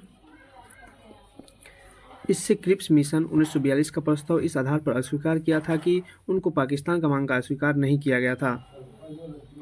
नेक्स्ट है, इसने वेवेल योजना 1945 को अस्वीकृत किया क्योंकि उनकी स्वतंत्र पाकिस्तान की मांग को यह कमजोर कर सकती थी। नेक्स्ट है, इसने कैबिनेट मिशन प्रस्तावों को अस्वीकार किया और 1946 में सीधी कार्यवाही का सहारा लिया। इसमें एक से अधिक, इसमें से कोई नहीं थी, ये एक से अधिक हो जाएगा। क्या हो जाएगा? एक से अधिक हो जाएगा। देख लेते हैं। भारत की स्वतंत्रता के प्रति मुस्लिम लीग के दृष्टिकोण के संदर्भ में दिए गए प्रश्नों में एक से अधिक विकल्प सत्य है। मुस्लिम लीग का क्रिप्स मिशन के प्रावधानों में मुसलमानों के आत्मनिर्धारण के सिद्धांत तथा पृथक पाकिस्तान की मांग को स्वीकारा नहीं गया। लॉर्ड वेवेल ने भारत में गतिरोध को हल करने के लिए ब्रिटिश सरकार के प्रस्तावों को भारत की जनता के सामने प्रसारित किया, जिसे वेवेल योजना कहा जाता है। मुस्लिम लीग ने वेवेल योजना 1945 को अस्वीकृत किया क्योंकि उनकी स्वतंत्र पाकिस्तान की मांग को यह कमजोर कर सकती थी। 1946 में मुस्लिम लीग ने कैबिनेट मिशन के प्रस्तावों को अस्वीकार किया तथा इससे खुद को अलग कर लिया और 1946 में सीधी कार्यवाही का सहारा लिया, जिसके बाद देश भर में दंगे शुरू हो गए। ऑल इंडिया मुस्लिम लीग ने किस वर्ष अलग पाकिस्तान की मांग का प्रस्ताव रखा था? ये कब रखा था? 23 मार्च 1940 को। 23 मार्च 1940 को ऑल इंडिया मुस्लिम लीग के लाहौर अधिवेशन में भारत से पृथक पाकिस्तान राज्य की मांग का प्रस्ताव रखा था। 1915 में होम रूल लीग किसने प्रारंभ की थी? 1915 में एनी बेसेंट ने की थी। किसने की थी? एनी बेसेंट ने की थी। भारत में होम रूल लीग आंदोलन की शुरुआत एनी बेसेंट तथा बाल गंगाधर तिलक के नेतृत्व में शुरू हुआ था। होम रूल आंदोलन आयरलैंड के होम रूल आंदोलन से प्रभावित था। होम रूल आंदोलन के प्रचार प्रसार के लिए तिलक ने अप्रैल 1916 में तथा एनी बेसेंट ने सितंबर 1916 में होम रूल लीग की स्थापना की थी। मुस्लिम लीग द्वारा किस तिथि को मुक्ति दिवस मनाया गया था? मुस्लिम लीग द्वारा किस तिथि को मुक्ति दिवस मनाया गया था? तो ये कब मनाया गया था? 22 दिसंबर 1939 को। 22 दिसंबर 1939 को मुस्लिम लीग के अध्यक्ष मोहम्मद अली जिन्ना के नेतृत्व में कई भारतीय मुसलमानों ने मुक्ति दिवस मनाया था। मुस्लिम लीग परिषद ने 16 अगस्त 1946 को प्रत्यक्ष कार्रवाई दिवस के रूप में घोषित किया। किस स्थान पर बीजी मतलब बाल गंगाधर तिलक ने होम रूल लीग की स्थापना 1916 में की थी? तो ये पूना में की थी। अप्रैल 1916 में बाल गंगाधर तिलक ने पूना का बेलगांव में होम रूल लीग की स्थापना की थी, जबकि एनी बेसेंट ने सितंबर 1916 में मद्रास से होम रूल लीग की शुरुआत की थी। इस आंदोलन का सामान्य उद्देश्य भारत में स्वशासन प्राप्त करना था।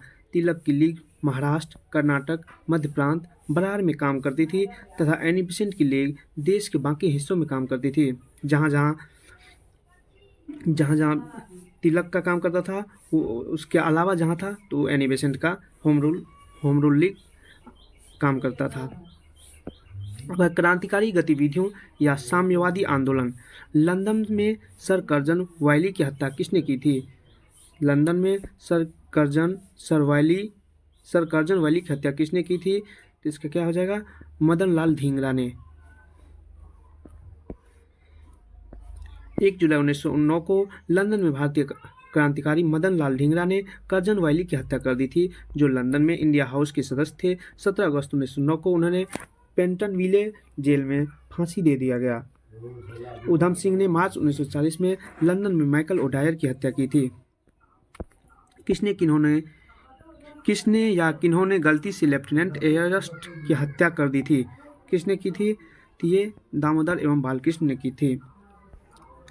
चापेकर बंधुओं दामोदर हरि, बालकृष्ण हरि एवं वासुदेव हरि चापेकर ने 22 जून 1897 को प्लेग समिति के अध्यक्ष रैंड और उसके सहायक लेफ्टिनेंट एयरहस्ट की गोली मारकर हत्या कर दी थी। उल्लेखनीय है कि रैंड ने प्लेग समिति के अध्यक्ष के रूप में भारतीयों पर बहुत अत्याचार किए थे। अतः चापेकर बंधुओं का वास्तविक लक्ष्य रैंड ही था। लेफ्टिनेंट एयरहस्ट की हत्या गलती से हो गई थी।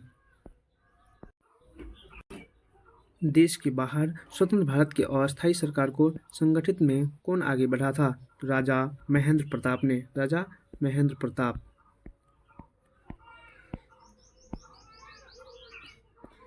राजा महेंद्र प्रताप ने देश के बाहर स्वतंत्र भारत की अस्थायी सरकार के गठन का प्रयास किया। राजा महेंद्र प्रताप ने 1915 में प्रथम विश्व युद्ध के दौरान अफगानिस्तान में अस्थायी सरकार गठित की, जबकि सुभाष चंद्र बोस ने 21 अक्टूबर 1943 ईस्वी को सिंगापुर में स्वतंत्र भारत की अस्थायी सरकार आजाद हिंद सरकार का गठन किया, जिसे जर्मनी व जापान ने अपना समर्थन दिया था।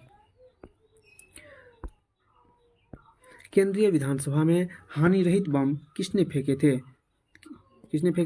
बटुकेश्वर दत्त ने फेंके थे। 8 अप्रैल 1929 को हिंदुस्तान सोशलिस्ट रिपब्लिक एसोसिएशन के सदस्य भगत सिंह एवं बटुकेश्वर दत्त ने पब्लिक सेफ्टी बिल एवं ट्रेड डिस्प्यूट बिल के विरोध में हानिरहित बम फेंके थे। गदर पार्टी की स्थापना कहाँ पर हुई थी? तो गदर पार्टी संयुक्त राज्य अमेरिका में हुई थी। गदर पार्टी की स्थापना संयुक्त राज्य अमेरिका के सैन फ्रांसिस्को में वर्ष 1913 में अंग्रेजी साम्राज्य को जड़ से उखाड़ फेंकने के उद्देश्य से हुई थी।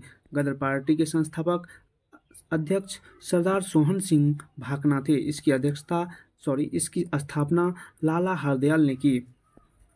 नेक्स्ट है, किसने 1913 में अनुशीलन समिति की एक शाखा की स्थापना पटना में की थी?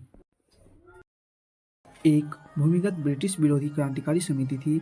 इसकी स्थापना 24 मार्च 1902 ईस्वी को प्रमथ नाथ मित्रा तथा बारेंद्र कुमार घोष ने कलकत्ता में की थी। नेक्स्ट है, गदर पार्टी से प्रभावित होकर चिश्ती खान एवं डुंडे खान ने निम्नलिखित में से किस स्थान पर विद्रोह किया था? किसमें? तो सिंगापुर में विद्रोह किया था। कहाँ पे विद्रोह किया था? तो सिंगापुर में विद्रोह किया था। गदर पार्टी से प्रभावित होकर चिश्ती खान एवं डुंडे खान ने सिंगापुर में विद्रोह किया था। गदर पार्टी का गठन 1913 में किया गया था। इसका मुख्यालय सैन फ्रांसिस्को में बनाया गया। सोहन सिंह भागना इसके संस्थापक अध्यक्ष थे। नेक्स्ट है, किस वर्ष मुजफ्फरपुर बम कांड की घटना घटी? ये किस वर्ष घटी थी? ये 1908 में घटी थी। 1908 में घटी थी। मुजफ्फरपुर बम कांड की घटना 30 अप्रैल 1908 ईस्वी को बिहार के मुजफ्फरपुर में घटी थी। इस घटना को क्रांतिकारी खुदीराम बोस और उनके साथी प्रफुल्ल चाकी ने अंजाम दिया था। नेक्स्ट है, लंदन में अभिनव भारत का संस्थापक कौन था? विनायक दामोदर सावरकर। लंदन में अभिनव भारत का संस्थापक कौन था? विनायक दामोदर सावरकर। लंदन में अभिनव भारत का संस्थापक विनायक दामोदर सावरकर थे। इन्होंने अपने भाई गणेश दामोदर सावरकर के साथ मिलकर 1904 में भारत में इसकी स्थापना की थी। ध्यातव्य है कि विनायक सावरकर और गणेश सावरकर ने 1899 में नासिक में एक क्रांतिकारी संस्था मित्र मेला की शुरुआत की थी, जो आगे चलकर अभिनव भारत के रूप में स्थापित हुई। इसके अतिरिक्त सावरकर ब्रिटेन जाकर इंडिया हाउस तथा फ्री इंडिया सोसाइटी से भी जुड़े थे तथा वर्ष 1937 से 1943 तक हिंदू महासभा के अध्यक्ष भी थे। इनके द्वारा लिखी गई 2 पुस्तकें the history of the war of Indian independence तथा हिंदू कौन है प्रमुख है।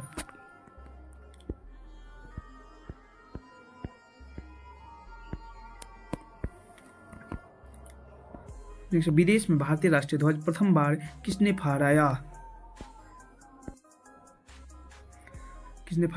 तो मैडम भिकाजी कामा ने। मैडम भिकाजी कामा एक भारतीय स्वतंत्रता सेनानी थी, जिन्होंने 1907 में पहली बार विदेशी धरती जर्मनी के स्टुटगार्ट नगर में भारतीय झंडा फहराया था। भिकाजी कामा को भारतीय क्रांति के जननी के रूप में भी जाना जाता है। किस षड्यंत्र के मामले में 3 अंग्रेजों को साजिश करने के लिए कारागार में अवरुद्ध किया गया था?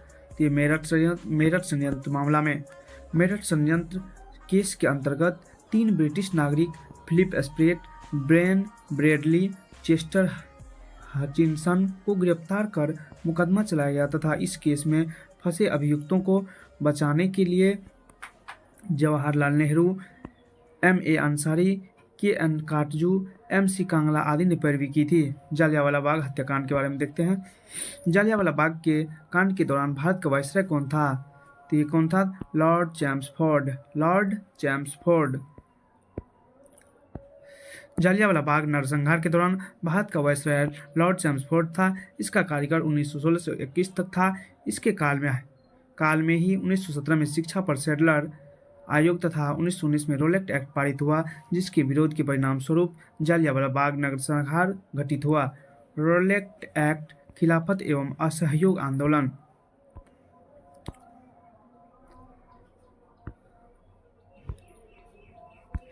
पहला क्वेश्चन क्या है? किस मुस्लिम स्वतंत्रता सेनानी को भाईचारा एवं एकता दर्शाने हेतु गोल्डन टेम्पल की चाबियां सौंपी गई? ये सैफुद्दीन किचलू हो जाएगा। कौन हो जाएगा? सैफुद्दीन किचलू।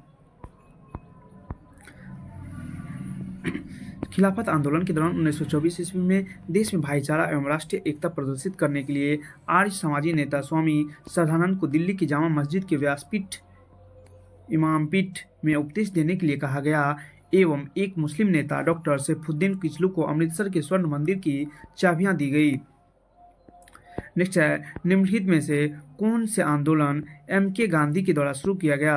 असहयोग आंदोलन, भारत छोड़ो आंदोलन, स्वदेशी आंदोलन। तो ये क्या हो जाएगा? उपयुक्त में से एक से अधिक हो जाएगा।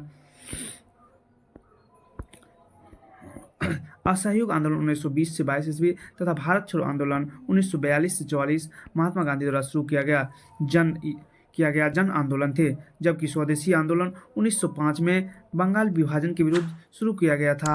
इस आंदोलन का विचार सर्वप्रथम कृष्ण कुमार मित्र द्वारा अपने पत्र संजीवनी में 1905 में प्रस्तुत किया गया था। नेक्स्ट है, असहयोग आंदोलन को निलंबित किया गया था। असहयोग आंदोलन को निलंबित किया गया था तो कब किया गया था? 1922 ईस्वी में। असहयोग आंदोलन को चौरी चौरा कांड के पश्चात वर्ष 1922 में निलंबित किया गया था। चौरी चौरा उत्तर प्रदेश में गोरखपुर के निकट एक कस्बा है। इस घटना में 22 पुलिसकर्मियों को सहित 23 लोगों को जिंदा जलाकर मार दिए गए थे। सॉरी, निम्नलिखित में से असहयोग आंदोलन में भाग लेने वाले खेतिहरों की प्रमुख मांग कौन सी थी? तो इसकी प्रमुख मांग क्या थी? राजस्व में कमी, बेकार का उन्मूलन, वन क्षेत्रों में अपने पशुओं को चराने, ईंधन की लकड़ी तथा फल इकट्ठा करने हेतु खेतिहरों का प्रवेश खेलना, उपयुक्त में से एक से अधिक, उपयुक्त में से कोई, तो ये क्या हो जाएगा? उपयुक्त में से एक से अधिक।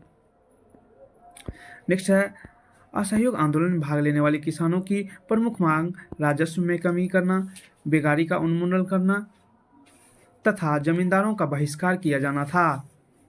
आदिवासी खेतिहरों ने वन क्षेत्रों में अपने पशुओं को चराने, ईंधन की लकड़ी तथा फल इकट्ठा करने हेतु वनों में प्रवेश की अनुमति की मांग की। ये सभी मांग थी।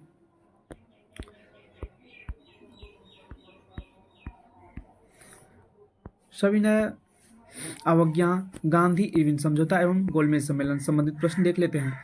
पहला क्वेश्चन है, प्रथम गोलमेज सम्मेलन के समय भारत का गवर्नर जनरल था। प्रथम गोलमेज सम्मेलन के समय भारत का प्रथम गवर्नर जनरल था, तो ये कौन था?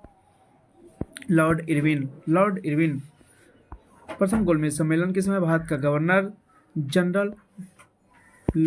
प्रथम गोलमेज सम्मेलन के समय भारत का गवर्नर जनरल लॉर्ड इरविन थे। इनका कार्यकाल वर्ष 1926 से 31 तक था।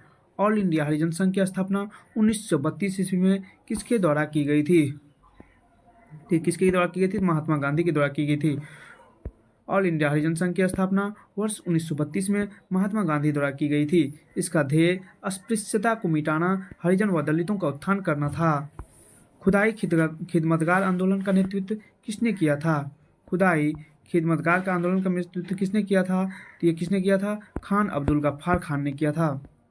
खुदाई खिदमतगार आंदोलन का नेतृत्व किसने किया था? खान अब्दुल गफ्फार खान ने किया था। खुदाई खिदमतगार आंदोलन उत्तर पश्चिम सीमांत प्रांत में पश्तून स्वतंत्रता सेनानी अब्दुल गफ्फार खान के नेतृत्व में भारतीय उपमहाद्वीप पर ब्रिटिश कब्जे के खिलाफ एक अहिंसक आंदोलन था। यह आंदोलन गांधी जी के अहिंसात्मक आंदोलन से प्रेरित था। खुदाई खिदमतगार आंदोलन की शुरुआत वर्ष 1929 में की गई। पूना समझौते पर हस्ताक्षर कब किए गए? पूना समझौते पर हस्ताक्षर कब किए गए? तो ये कब किया गया? 24 सितंबर 1932 को। 24 सितंबर 1932 को पूना समझौता श्री राजगोपालचारी, जयकर, तेज बहादुर, सप्रू, घनश्याम दास बिरला इत्यादि नेताओं के प्रयास से 24 सितंबर 1932 को महात्मा गांधी और दलित नेता BR अम्बेडकर के बीच हुआ, जिसे पूना समझौता के नाम से जाना जाता है। इस समझौता के तहत अम्बेडकर ने पृथक निर्वाचन मंडल को छोड़ दिया था और उन्हें विधानमंडल के अंदर हिंदुओं के अंतर्गत ही स्थानों का आरक्षण प्रदान किया गया था। पूना पैक्ट का उद्देश्य दलित वर्ग को राजनीतिक प्रतिनिधित्व प्रदान करना था। पूना पैक्ट का उद्देश्य क्या था? अभी जस्ट हमने पढ़ा है। पूना पैक्ट का उद्देश्य क्या था? दलित वर्गों का राजनीतिक प्रतिनिधित्व करना।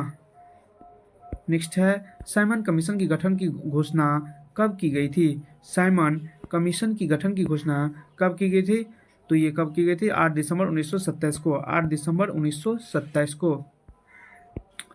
8 दिसंबर 1927 को ब्रिटिश संसद द्वारा भारत में संवैधानिक सुधारों की दशा दिशा पर विचार करने हेतु जॉन साइमन की अध्यक्षता में 7 सदस्यीय आयोग के गठन की घोषणा की गई, जिसके सभी सदस्य अंग्रेज थे।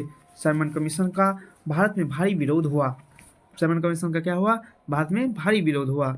नेक्स्ट क्वेश्चन है, 5 मार्च 1931 को महत्वपूर्ण घटना घटी। 5 मार्च 1931 को 5 मार्च 1931 को कौन सी महत्वपूर्ण घटना घटी थी? तो 5 मार्च 1931 को कौन सी महत्वपूर्ण घटना घटी थी? तो गांधी इरविन समझौता। 5 मार्च 1931 को कौन सी घटना घटी थी? तो ये गांधी इरविन समझौता। देखते हैं।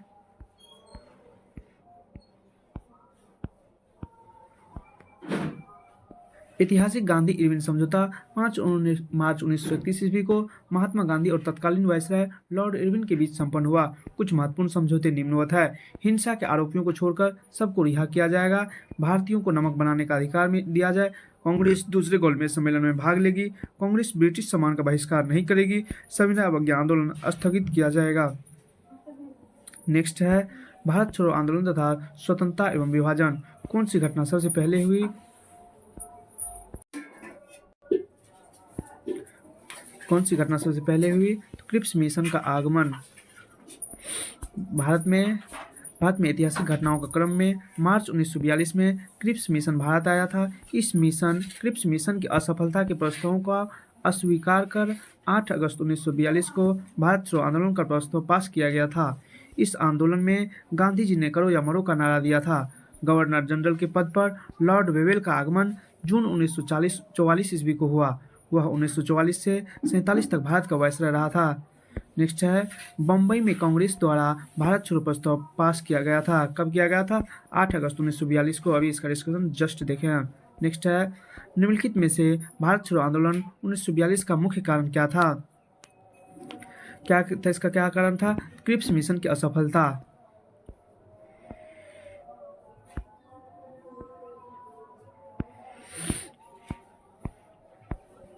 किस तिथि को क्लीमेट एटली ने घोषणा की कि जून 1948 तक ब्रिटिश भारत को छोड़ देगा? ये कब किया था? 20 फरवरी 1947 को। 20 फरवरी 1947 को क्लीमेट एटली ने घोषणा की कि जून 1948 तक ब्रिटिश सरकार भारत को छोड़ देगा। नेक्स्ट है, आज़ाद दास्ता की स्थापना किसने की थी? तो जयप्रकाश नारायण ने। आज़ाद दास्ता की स्थापना किसने की थी? जयप्रकाश नारायण ने। आज़ाद दास्ता एक क्रांतिकारी संगठन था जिसकी स्थापना 1942 में भारत छोड़ो आंदोलन के दौरान जयप्रकाश नारायण ने की थी। सूरज नारायण सिंह के नेतृत्व में बिहार के मधुबनी जिले में संगठन की एक अलग स्वतंत्र परिषद की स्थापना की गई थी। अब सुभाष चंद्र बोस एवं INA से संबंधित कुछ प्रश्न देख लेते हैं। पहला है, दिल्ली के लाल किले में आज़ाद हिंद फौज का प्रसिद्ध मुकदमा हुआ। ये कब हुआ था? 1945 ईस्वी में। दिल्ली के लाल किले में आज़ाद हिंद फौज का प्रसिद्ध मुकदमा वर्ष 1945 में चलाया गया। मुकदमा मुख्य रूप से गुरबख्श सिंह, प्रेम कुमार सघल तथा शाहनवाज खान पर चलाया गया। आज़ाद हिंद फौज की तरफ से मुकदमे की पैरवी भूलाभाई देसाई, जवाहरलाल नेहरू, तेज बहादुर सप्रू, कैलाशनाथ काटजू इत्यादि ने की। नेक्स्ट है, 21 अक्टूबर 1943 को किस स्थान पर SC बोस ने स्वतंत्र भारत की अंतिम सरकार का गठन किया था? तो ये कब किया था? कहाँ किया था? सिंगापुर में। देखते हैं, सुभाष चंद्र बोस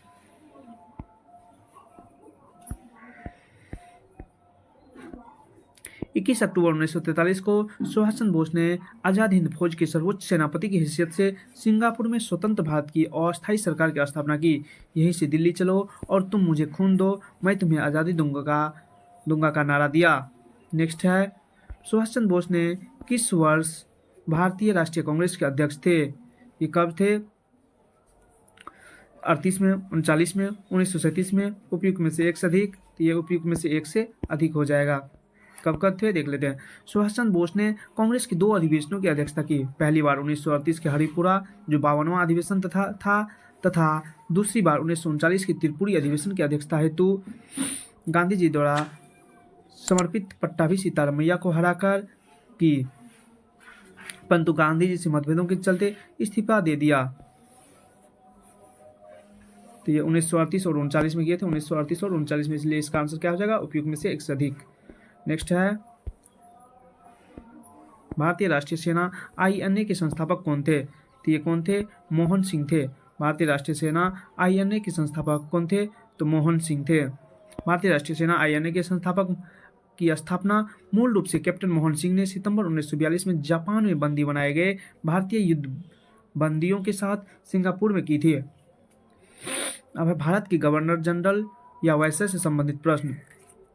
देखते हैं, ब्रिटिश शासन के दौरान दिल्ली राजधानी की नींव किसने रखी थी? ये किंग जॉर्ज पंचम ने रखी थी। किसने रखी थी? किंग जॉर्ज पंचम ने। ब्रिटिश भारत की राजधानी नई दिल्ली की आधारशिला तत्कालीन सम्राट जॉर्ज पंचम द्वारा 1911 में दिल्ली दरबार थर्ड के आयोजन के दौरान रखी। राजधानी की वास्तुकला और योजना 2 British architect sir Herbert baker एवं एडविन लुटियन द्वारा बनाई गई थी। इससे पूर्व देश की राजधानी कोलकाता थी। नेक्स्ट है, मुठीमन कमेटी को किसकी कार्यप्रणाली पर रिपोर्ट देने के लिए नियुक्त किया था? देखते हैं, तो ये किस पे किया था? ये द्वैत प्रणाली पे।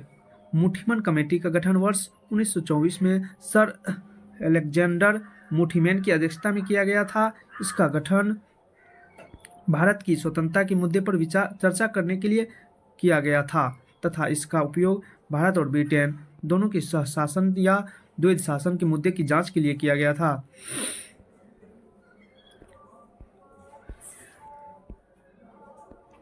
इसमें से किसने कहा था कि कांग्रेस का महल लड़खड़ा रहा है और भारत में रहते हुए मेरी एक बड़ी महत्वाकांक्षा है यह है कि शांति के साथ इसे मरने में सहयोग दे सकूं। तो ये कर्जन ने कहा था। किसने कहा था? कर्जन ने कहा था। तत्कालीन ब्रिटिश गवर्नर जनरल कर्जन ने कहा था कि कांग्रेस का महल लड़खड़ा रहा है और भारत में रहते हुए मेरी एक बड़ी महत्वाकांक्षा यह है कि शांति के साथ इसे मरने में सहयोग दे सकूं। कर्जन का कार्यकाल 1899 से 1905 तक रहा।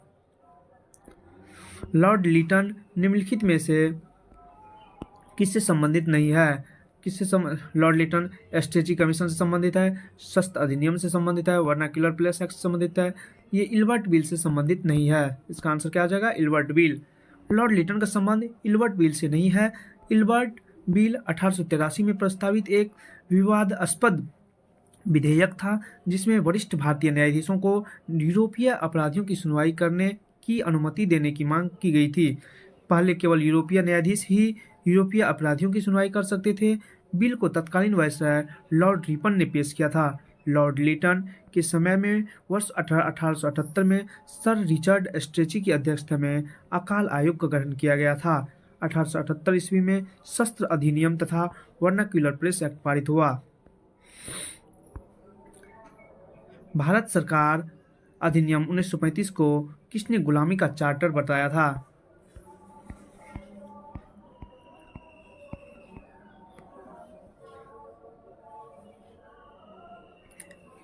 किसने बताया था? महात्मा गांधी ने, सुभाष चंद्र बोस ने, मौलाना हसरत मोहनी ने, एक से अधिक, उपयुक्त में से कोई ने। तो इसका हो जाएगा नन ऑफ द अबव, उपयुक्त में से कोई नहीं। भारत शासन अधिनियम 1935 को दास्ता या गुलामी का चार्टर जवाहरलाल नेहरू ने कहा था। इसके साथ ही उन्होंने इसे एक कार जिसमें ब्रेक तो है पर इंजन नहीं भी कहा था। जिन्ना ने इस एक्ट को पूर्णतः सड़ा हुआ, मूल रूप से बुरा कहकर पूर्णतः अस्वीकृत कर दिया था। इसी एक्ट द्वारा बर्मा, जो वर्तमान म्यांमार है, को भारत से अलग कर दिया गया। लॉर्ड मेयो के 1870 के संकल्प के बारे में निम्नलिखित में से कौन से कथन सही है? केंद्रीय और प्रांतीय वित्त को विभाजित करने वाला यह पहला कदम था। प्रांतीय अधिकारों को कुछ सेवाएं प्रशासित करने का अधिकार दिया गया। इसने मौजूदा असमानता को सुधारने का प्रयास किया गया। इसने प्रांतों की वास्तविक आवश्यकताओं पर ध्यान केंद्रित किया। तो क्या हो जाएगा इसमें? 1 2 3 4 डी इसका हो जाएगा। लॉर्ड मेयो के 1870 के संकल्प के बारे में निम्न प्रावधानों का उल्लेख था। केंद्रीय और प्रांतीय वित्त को विभाजित करने वाला यह पहला कदम था। प्रांतीय सरकारों को कुछ सेवाएं प्रशासित करने का अधिकार दिया गया था। इसमें मौजूदा असमानता को सुधारने का प्रयास किया। इसने प्रांतों की वास्तविक आवश्यकताओं पर ध्यान केंद्रित किया। ब्रिटिश सरकार की और अपने बजट में स्थानीय कराधान का सहारा लेने की अनुमति दी गई थी।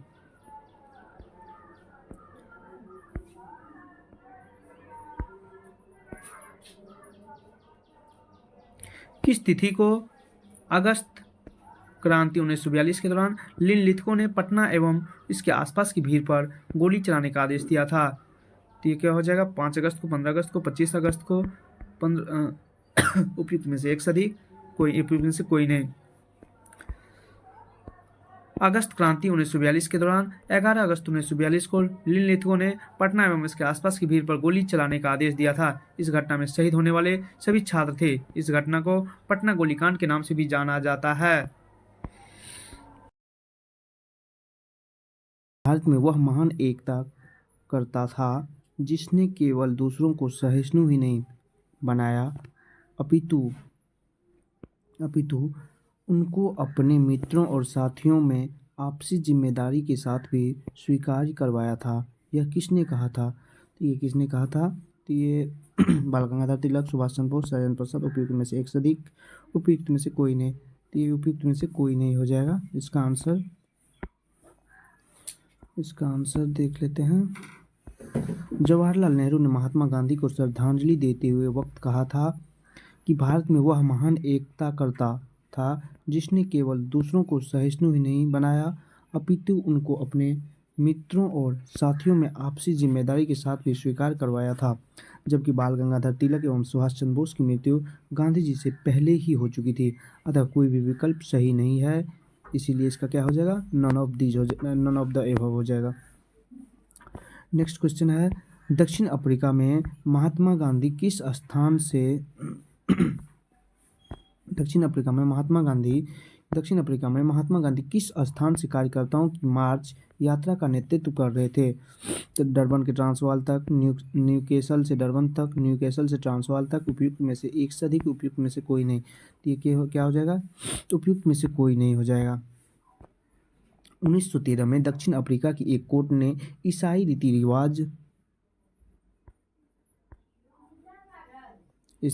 रिवाज से नहीं हुई शादियों को अवैध करार दिया।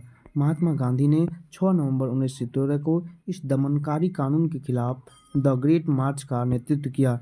यह मार्च नटाल और ट्रांसवाल के मध्य किया गया। इस मार्च में 2000 से ज़्यादा लोगों ने नटाल तक मार्च किया था। अंततः सरकार को झुकना पड़ा और समझौतों के लिए बाध्य होना पड़ा। नेक्स्ट है, अपनी यात्रा किसके उद्घाटन के साथ शुरू की? अपनी यात्रा किसके उद्घाटन के साथ शुरू की? तो ये देख लेते हैं, मार्च 1837 में इसका हो जाएगा। मार्च 1837 में कलकत्ता पब्लिक लाइब्रेरी। डिस्कशन इसका देख लेते हैं। भारत के राष्ट्रीय पुस्तकालय ने अपनी यात्रा को 21 मार्च 1936 को कलकत्ता सार्वजनिक पुस्तकालय की स्थापना के साथ आरंभ की। कलकत्ता सार्वजनिक पुस्तकालय को बाद में इंपीरियल लाइब्रेरी के साथ मिला दिया गया। इसको इंपीरियल लाइब्रेरी 1903 में जनता के लिए खोल दिया गया। स्वतंत्रता प्रांत 1948 में इंपीरियल लाइब्रेरी नाम में परिवर्तन अधिनियम के द्वारा इंपीरियल लाइब्रेरी से क्या हो गया, इंपीरियल पुस्तकालय के स्थान पर राष्ट्रीय पुस्तकालय अस्तित्व में आया। नेक्स्ट है, अंग्रेज ने भारत पर लंबे समय तक राज कैसे किया? तो कैसे, बांटो और राज करो नीति के कारण। कैसे किया, बांटो और राज करो नीति के कारण। अंग्रेज ने भारत पर लंबे समय तक शासन करने के लिए बांटो और राज करो की नीति का सहारा लिया। शुरू में हिंदू और मुसलमानों को लड़ाया गया, उसके बाद हिंदुओं को भी आपस में दलित और पिछड़ों के आधार पर लड़ाया गया। मार्ले मिंटो सुधार, मॉन्टेग्यू चेम्सफोर्ड सुधार, मुस्लिम लीग की स्थापना, सांप्रदायिक पंचाट आदि इसके प्रमुख उदाहरण है। नेक्स्ट है, किस वर्ष मोहम्मडन एंग्लो ओरिएंटल कॉलेज की स्थापना अलीगढ़ में हुई थी? ये किस वर्ष हुई थी? उपयुक्त में से कोई नहीं, इसमें नहीं है। इसका आंसर देखते हैं। 1877 ईस्वी में सर सैयद अहमद ने अलीगढ़ में मोहम्मडन एंग्लो ओरिएंटल कॉलेज की स्थापना की। उनका उद्देश्य ब्रिटिश शिक्षा प्रणाली के अनुरूप एक कॉलेज का निर्माण करना था, लेकिन इसके इस्लामी मूल्यों से समझौता किए बिना। नेक्स्ट है, महात्मा गांधी का राजनीतिक गुरु कौन था? दादा भाई नौरोजी, एम.जी. रानडे, सुरेंद्रनाथ बनर्जी।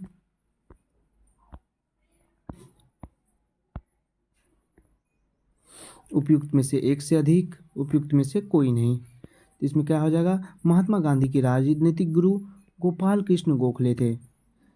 इसका आंसर क्या हो जाएगा, उपयुक्त में से कोई नहीं, क्योंकि इसका राजनीतिक गुरु गोपाल कृष्ण गोखले थे। गोखले का आदर्श वाक्य सार्वजनिक जीवन का आध्यात्मिक बनाना था। नेक्स्ट है, मशहूर नारा इनकलाब जिंदाबाद किसने दिया था? तो ये किसने दिया था? हसरत मोहानी ने। मशहूर नारा इनकलाब जिंदाबाद किसने दिया था? हसरत मोहानी ने।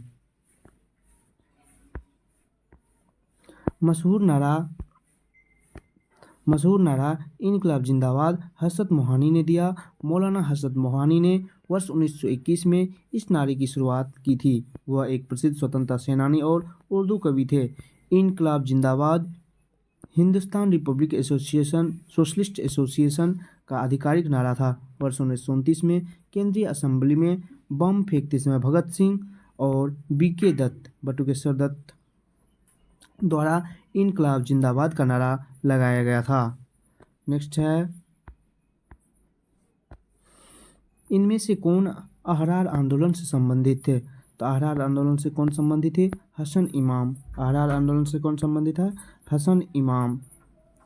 अहरार आंदोलन की स्थापना 1910 में हो गई थी। इसका नेतृत्व मौलाना मोहम्मद अली, हकीम अजमल खान, हसन इमाम और मजहर उल हक ने किया था। अहरार आंदोलन के नेता लखनऊ समझौते 1916 के खिलाफ थे। नेक्स्ट है, पुनर्गठन आयोग का गठन। 1953 में राज्य पुनर्गठन आयोग का गठन किसकी अध्यक्षता में हुआ था? तेज बहादुर सप्रू, सरफजल अली, वल्लभ भाई पटेल, उपयुक्त में से एक से अधिक, उपयुक्त में से कोई नहीं।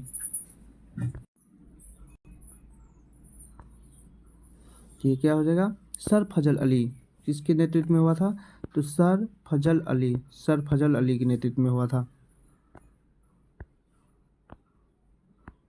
इसका डिस्कशन देख लेते हैं।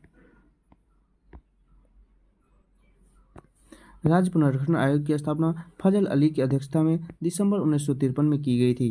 के.एम. पानिक्कर और H.N. कुंजरू राज्य पुनर्गठन आयोग के सदस्य थे। नेक्स्ट है, किस विचारधारा को राष्ट्रीय आंदोलन से कोई संबंध नहीं है? किस विचारधारा को राष्ट्रीय आंदोलन से कोई संबंध नहीं है? गांधीवादी, उदारवादी, साम्यवादी, उपयुक्त में से एक से अधिक, उपयुक्त में से कोई नहीं। तो यह क्या हो जाएगा? उपयुक्त में से कोई नहीं। उपयुक्त तीनों विचारधाराओं का संबंध राष्ट्रीय आंदोलन से रहा है। जहां कांग्रेस की स्थापना के प्रारंभिक चरण में उदारवादी प्रमुखता से छाए रहे, वहीं बाद का काल गांधी युग से संबंधित किया जाता है। साम्यवादी विचारधारा से प्रभावित M.N. रॉय, भगत सिंह, गुलाम हुसैन, श्रीपाद अमृत डांगे, मुजफ्फर अहमद आदि ने राष्ट्रीय आंदोलन में अपनी महत्वपूर्ण भूमिका निभाई। इसके अतिरिक्त राष्ट्रीय आंदोलन के दौरान कानपुर षड्यंत्र एवं पेशावर षड्यंत्र का संबंध साम्यवादी विचारधारा से ही रहा है। वह महिला स्वतंत्रता सेनानी कौन थी जो स्वतंत्रता आंदोलन की वयोवृद्ध महिला के रूप में विख्यात थी? वह महिला स्वतंत्रता सेनानी कौन थी जो स्वतंत्रता आंदोलन की वयोवृद्ध महिला के रूप में विख्यात थी? ये कोई और नहीं, ये अरुणा आसफ अली थी। कौन थी? अरुणा आसफ अली। अरुणा आसफ अली वह महिला स्वतंत्रता सेनानी थी जो स्वतंत्रता आंदोलन की वयोवृद्ध महिला के रूप में विख्यात थी। उन्होंने 1942 में भारत छोड़ो आंदोलन के समय मुंबई के ग्वालियर टैंक मैदान में कांग्रेस का झंडा फहराया था। उन्हें स्वतंत्रता आंदोलन के दौरान वर्ष 1930, 1932 और 1941 में जेल जाना पड़ा। उन्होंने ही भारत छोड़ो आंदोलन के समय भूमिगत रहकर आंदोलन का नेतृत्व किया था। नेक्स्ट है, भारत सेवक सूची 1 को सूची 2 से सुमेलित कीजिए। सूची 1 में क्या है? भारत सेवक समाज, तत्वबोधिनी सभा, आत्मीय सभा। भारत सेवक समाज इसका क्या हो जाएगा? ये एक ए हो जाएगा। इसका गोपाल कृष्ण गोखले हो जाएगा। तत्वबोधिनी सभा का देवेंद्रनाथ टैगोर हो जाएगा। और आत्मीय सभा का कौन हो जाएगा? आत्मीय सभा का राम मोहन राय हो जाएगा।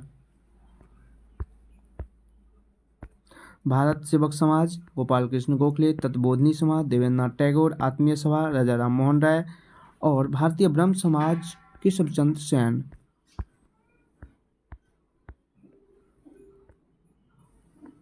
नेक्स्ट है,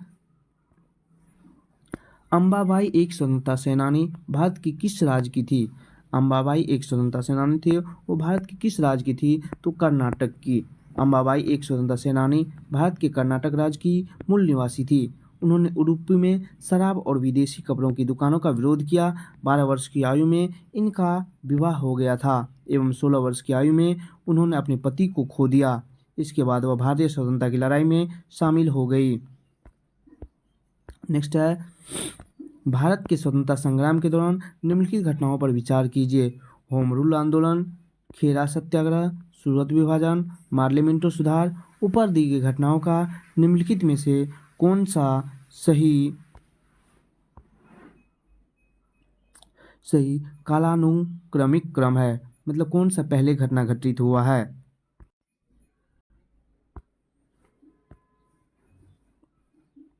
तो कौन सा पहले, सूरत विभाजन ये पहले हुआ है। उसके बाद क्या हो गया, मार्लेमेंटो सुधार होगा। उसके बाद होम रूल आंदोलन होगा। उसके बाद खेरा सत्याग्रह, बी आंसर हो जाएगा। नेक्स्ट है, यहाँ देख लेते हैं, भारत के स्वतंत्रता संग्राम के दौरान उपयुक्त घटनाओं का सही कालानुक्रम इस प्रकार है। सूरत विभाजन 1907 ईस्वी में हुआ था। मार्लेमेंटो सुधार 1909 ईस्वी में हुआ था। होम रूल आंदोलन 1916 में हुआ था। खेरा सत्याग्रह 1918 में हुआ है। सूरत विभाजन कब हुआ था, 1907 में। मार्लेमेंटो सुधार कब हुआ था, 1909 में। खेरा सत्य होम रूल आंदोलन कब हुआ था, 1916 में। खेरा सत्याग्रह कब हुआ था, 1918 में। इस हिसाब से क्या हो जाएगा आंसर, बी हो जाएगा।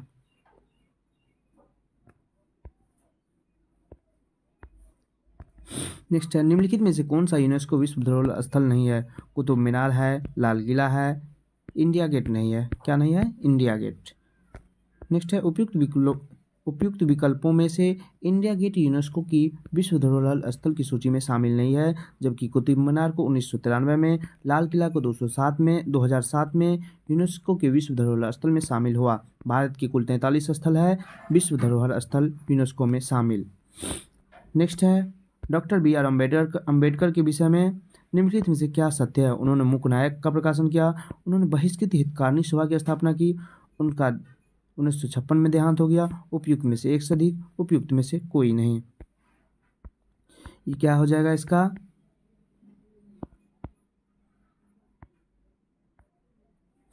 उपयुक्त में से एक से अधिक इसका आंसर हो जाएगा, एक से अधिक हो जाएगा। डॉक्टर बी आर अम्बेडकर का जन्म 14 अप्रैल 1891 को महू मध्य प्रदेश में हुआ। इनके पिता का नाम रामजी मालोजी सकपाल और माता का नाम भीमाबाई था। अम्बेडकर ने मूकनायक का प्रकाशन किया था। उन्होंने बहिष्कृत हितकारिणी सभा का स्थापना की थी। बी आर अम्बेडकर का देहांत 1956 ईस्वी में नई दिल्ली में हुआ था। उपयुक्त में से एक से अधिक से उत्तर सही है। नेक्स्ट है, सूची 1 को सूची 2 से सुमेलित कीजिए और सूचियों के नीचे दिए कूट से सही उत्तर चुनिए। गरीबी हटाओ, लोकतंत्र बचाओ, जोतने वालों भूमि को, तेलुगुओं की स्वाभिमान की रक्षा,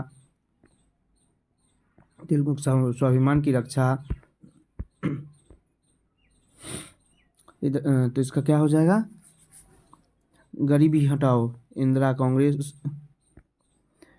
कांग्रेस हो जाएगा। लोकतंत्र बचाओ का क्या हो जाएगा, जनता दल हो जाएगा। उसके बाद जोतने वाली भूमि का क्या होगा, वाम मोर्चा हो जाएगा। उसके बाद तेलुगुओं के स्वाभिमान की रक्षा, एनटी रामाराव हो जाएगा। तो इसमें क्या हो जाएगा, एक का हो गया 2, एक का 2, बी का 3, तो ये बी नंबर होगा।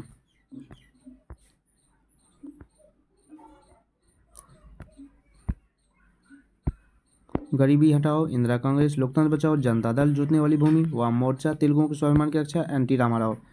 नेक्स्ट क्वेश्चन है 1938 में किसकी अध्यक्षता में राष्ट्रीय योजना समिति का स्थापना की गई थी। किसकी अध्यक्षता में की गई थी, जवाहरलाल नेहरू की अध्यक्षता में। किसकी अध्यक्षता में, जवाहरलाल नेहरू की अध्यक्षता में। 1938 में जवाहरलाल नेहरू की अध्यक्षता में राष्ट्रीय योजना समिति की स्थापना की गई थी। राष्ट्रीय योजना समिति एनपीसी की स्थापना सुभाष चंद्र बोस की पहल पर की गई थी। इसकी स्थापना से ही स्वतंत्रता के लिए राष्ट्रीय संघर्ष में वाम राजनीति के प्रभाव का समावेश हुआ था। इसका 1938 में क्या हो जाएगा, सी जवाहरलाल नेहरू। 1938 में किसकी अध्यक्षता में राष्ट्रीय योजना समिति की स्थापना की गई थी, जवाहरलाल नेहरू। नेक्स्ट देखते हैं, नेक्स्ट इसके बाद भूगोल है। यहाँ तक हमारा हिस्ट्री का सेक्शन था जो कि खत्म हो गया है। यहाँ से क्या हो गया, हिस्ट्री खत्म हो गया है।